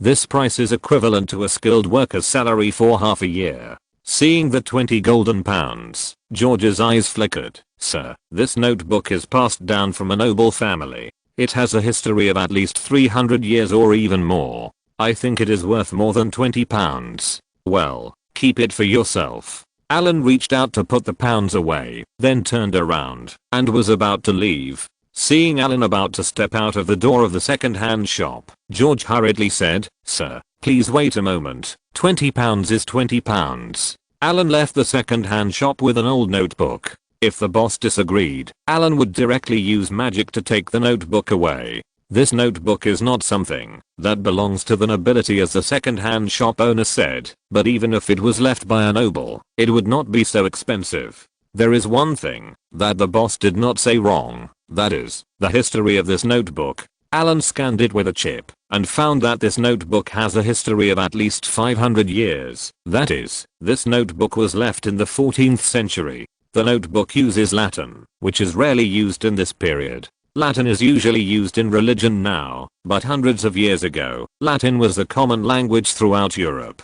As a language that appeared along with the ancient Roman Empire, Latin also declined with the demise of the Roman Empire. Now the only one that still uses Latin is the Roman Church. Allen only glanced through this notebook roughly, and what surprised Allen was that it actually recorded alchemy. Unlike the alchemy in the wizarding world, the alchemy in this world was originally for the purpose of obtaining gold. Simply put, it is to turn iron into silver, copper into gold, or to obtain a longer life through alchemy. In legend, alchemy is believed to have been created by Hermes Trismegistus, the name of a god in Greek mythology. He is the god of travelers, commerce, thieves and livestock, and the messenger of the gods. Later, this god merged with the Egyptian god of wisdom Thoth, and was considered to be the patron of magic. This notebook records alchemy. Allen casually cast the Allen Mansion spell, and a gorgeous mansion appeared in front of him. Allen stepped into the dimensional passage leading to the mansion, and then the passage closed and disappeared. Allen lay down on a recliner, then took out the notebook, and began to read it. Most of the records on it were about chemical reactions between metals, and many novel theories were mentioned, but the effect was limited. The only thing that caught Allen's eyes was a legendary thing, the Philosopher's Stone. This notebook talked about the highest achievement of alchemy, the Philosopher's Stone. The Philosopher's Stone, as the name suggests, is a kind of stone that can only be made during the sage time. After the climax, everything will become dull. This time is the most peaceful moment for the mind and body, and only at this time can the Philosopher's Stone be made. Well, the above is all nonsense. The Philosopher's Stone is a mythical substance, the holy grail of Western alchemists for a long time, and it is believed that it can be used to turn ordinary base metals into precious metals, such as gold, or to make elixirs of immortality. Therefore, it is called Philosopher's Stone, stone from heaven. Philosopher's Stone, raw material of gold and silver, red liquid, fifth element and so on. Due to the alchemist's unremitting pursuit of this substance, it has also been given the titles of Great Miracle, Great Creation, etc. Sometimes, these titles are also used to refer to the makers of the Philosopher's Stone, in order to vividly show that they are at the pinnacle of alchemy. In various legends and myths, it often appears in different forms. Its nature is actually a panacea that can cure any disease, make people immortal, and even turn base metals into gold. It is generally considered to be deep red, and may be in the form of stone, powder, or liquid. For thousands of years in the Western world, countless alchemists have tried to make this stone. But only one person succeeded, and was recorded in history, that is Nicholas Flamel. The first time Allen heard this name was in the Wiccan family's collection. Nicholas Flamel also has another name called Nicholas Flamel. He was born in France in 1330 and died in 1427, but until now, there are still people who claim to have seen Nicholas Flamel. Nicholas Flamel was well educated. He was proficient in Latin and Greek and good at writing. He made a living by selling and copying books at that time. Because he wrote beautiful words and could also draw, nobles often paid him to copy some precious books and manuscripts. It is said that this person should not have much money, but he built 14 hospitals in Paris, France, and built and renovated churches. According to the prices at that time, the money spent on so many buildings was not a small amount. After his death, his residence and the tomb he donated were engraved with strange symbols and incomprehensible reliefs. Countless alchemists wanted to crack the secrets, but they got nothing. People who wanted to get the secret of alchemy secretly dug up the coffins of Nicholas and his wife. Just like the plot in the legend, the coffins were empty and there was nothing. Nicholas also left some manuscripts before his death. At that time, these manuscripts were scattered to unknown places. The ancient manuscript in Allen's hand was one of them. However, it only recorded that Nicholas successfully refined a Philosopher's Stone, but there was no record of how he succeeded in refining it. Allen finally knew that Victor's pendant was most likely the Philosopher's Stone refined by Nicholas. Chapter 400 Philosopher's Stone. If that gem pendant is really the Philosopher's Stone, then it is normal for the stitched monster to be reborn. Allen has never seen the Philosopher's Stone in the wizarding world, but its power is indeed very strong. However, the method of refining the Philosopher's Stone has long been lost. Now the Ironstone and Bloodstone are circulating in the wizarding world. These two things are low-end versions of the Philosopher's Stone. Bloodstone can only increase lifespan, and the effect of Ironstone is to increase all its own attributes. It is equivalent to a constant spell that can be removed by removing spells, but it will be re-enchanted as long as it is restarted.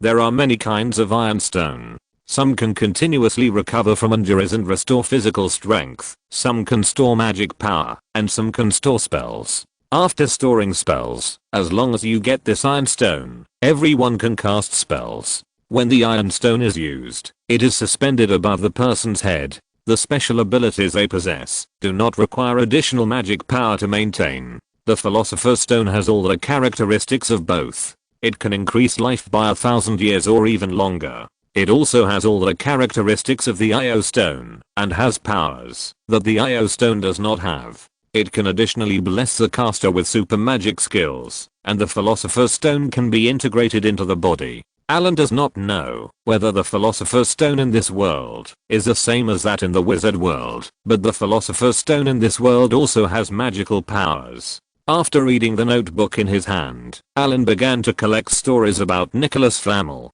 Interestingly, Allen also found that Isaac Newton was also a fan of Nicholas Flamel. He even translated several scattered manuscripts about Nicholas Flamel himself. Allen stayed in London for a period of time. During this time, he went back and forth between major libraries in the UK to find information.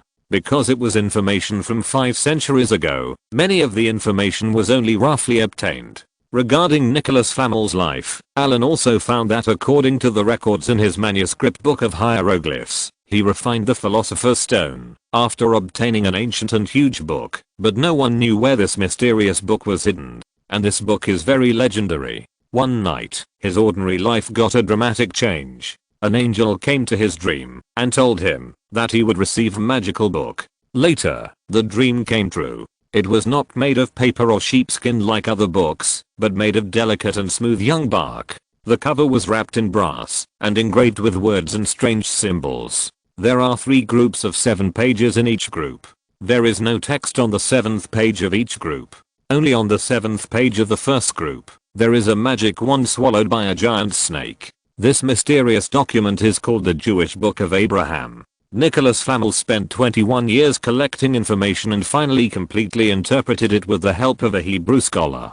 Is this routine familiar? An ordinary young man suddenly met an old grandfather one day. This old grandfather gave you a secret book and told you that you can become an immortal if you practice. And this Nicholas Flamel succeeded. Allen didn't believe what Nicholas Flamel said, that an angel gave him a book. Given the nature of the gods in this world, they wouldn't be so kind. After consulting a lot of information, Allen found an interesting thing. That is, Nicholas Flamel was not a Christian. Then this matter became interesting. An alchemist who was not a Christian claimed that he had a dream at night and dreamed of an angel. The angel said that your piety touched me, so I'm going to give you a real alchemy book. You can get the Philosopher's Stone by practicing according to it. Haha, when did the angels become so easy to talk to? So Allen felt that this set of rhetoric was not credible. After collecting a lot of information, Allen decided to go to Gaul. Nicholas Flamel was born in Gaul, and his tomb was also there. There were even several streets named after him and his wife. The first notebook Allen got was also from here. If Nicholas Flamel left the method of refining the Philosopher's Stone in this world, then it was most likely in Gaul. Crossing the English Channel, you can set foot on the land of Gaul. There are countless love-hate relationships between the 2 neighboring countries. At the beginning, during the period of the Duke of Normandy, the Gauls conquered Britain through war. Since then, the King of Gaul became the new King of England. Then many English nobles were also nobles of Gaul. This led to one thing. The King of Gaul died, and the King of England, who had the right of succession, wanted to serve as the King of Gaul at the same time. But the King of Gaul did not admit it. Their reason was very simple. How could we noble French people tolerate an Englishman to be our boss, even though he had French blood? Then Gaul elected another heir as king. Then England was dissatisfied, and at the same time, the two sides had been grudges for many years. With this reason, the battle broke out directly. The two sides fought back and forth for more than a century. During the war, Gaul was defeated step by step, and was once on the verge of extinction. But in the end, the result of the war was that Gaul regained almost all of its territory. Since then, wars have broken out between the two sides from time to time, and they have also joined forces to deal with others. Allen did not go anywhere else, but came directly to the capital of Gaul at that time, Paris. This city was one of the largest cities in the world at that time. Broadly speaking, the greater capital region occupied nearly 1/5 of the population of the entire Gaul. Standing on the Eiffel Tower, Allen could easily take in the entire city. This iron tower, which stood on the Champ de Mars in Paris, France, on the banks of the Sano River, had just been completed a few years ago, and was the tallest building in the world at that time. Unlike London, the weather here is sunny, and it does not rain frequently like the Fog City. Standing on it, you can see many landmark buildings in Paris. It must be said that Paris at this time was already a famous tourist city. At this time, the city was bustling with traffic and vigor.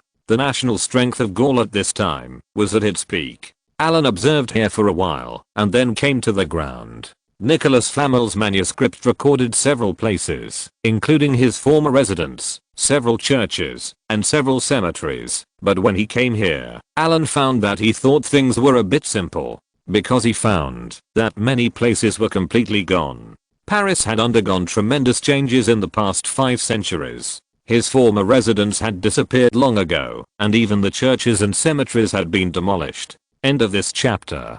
Thank you very much for reaching the end. Don't forget to like. Looking for more exclusive content and immediate access? Subscribe to our Patreon. Remember, every like, subscription, or donation encourages us to continue. Thanks to everyone. See you in the next video.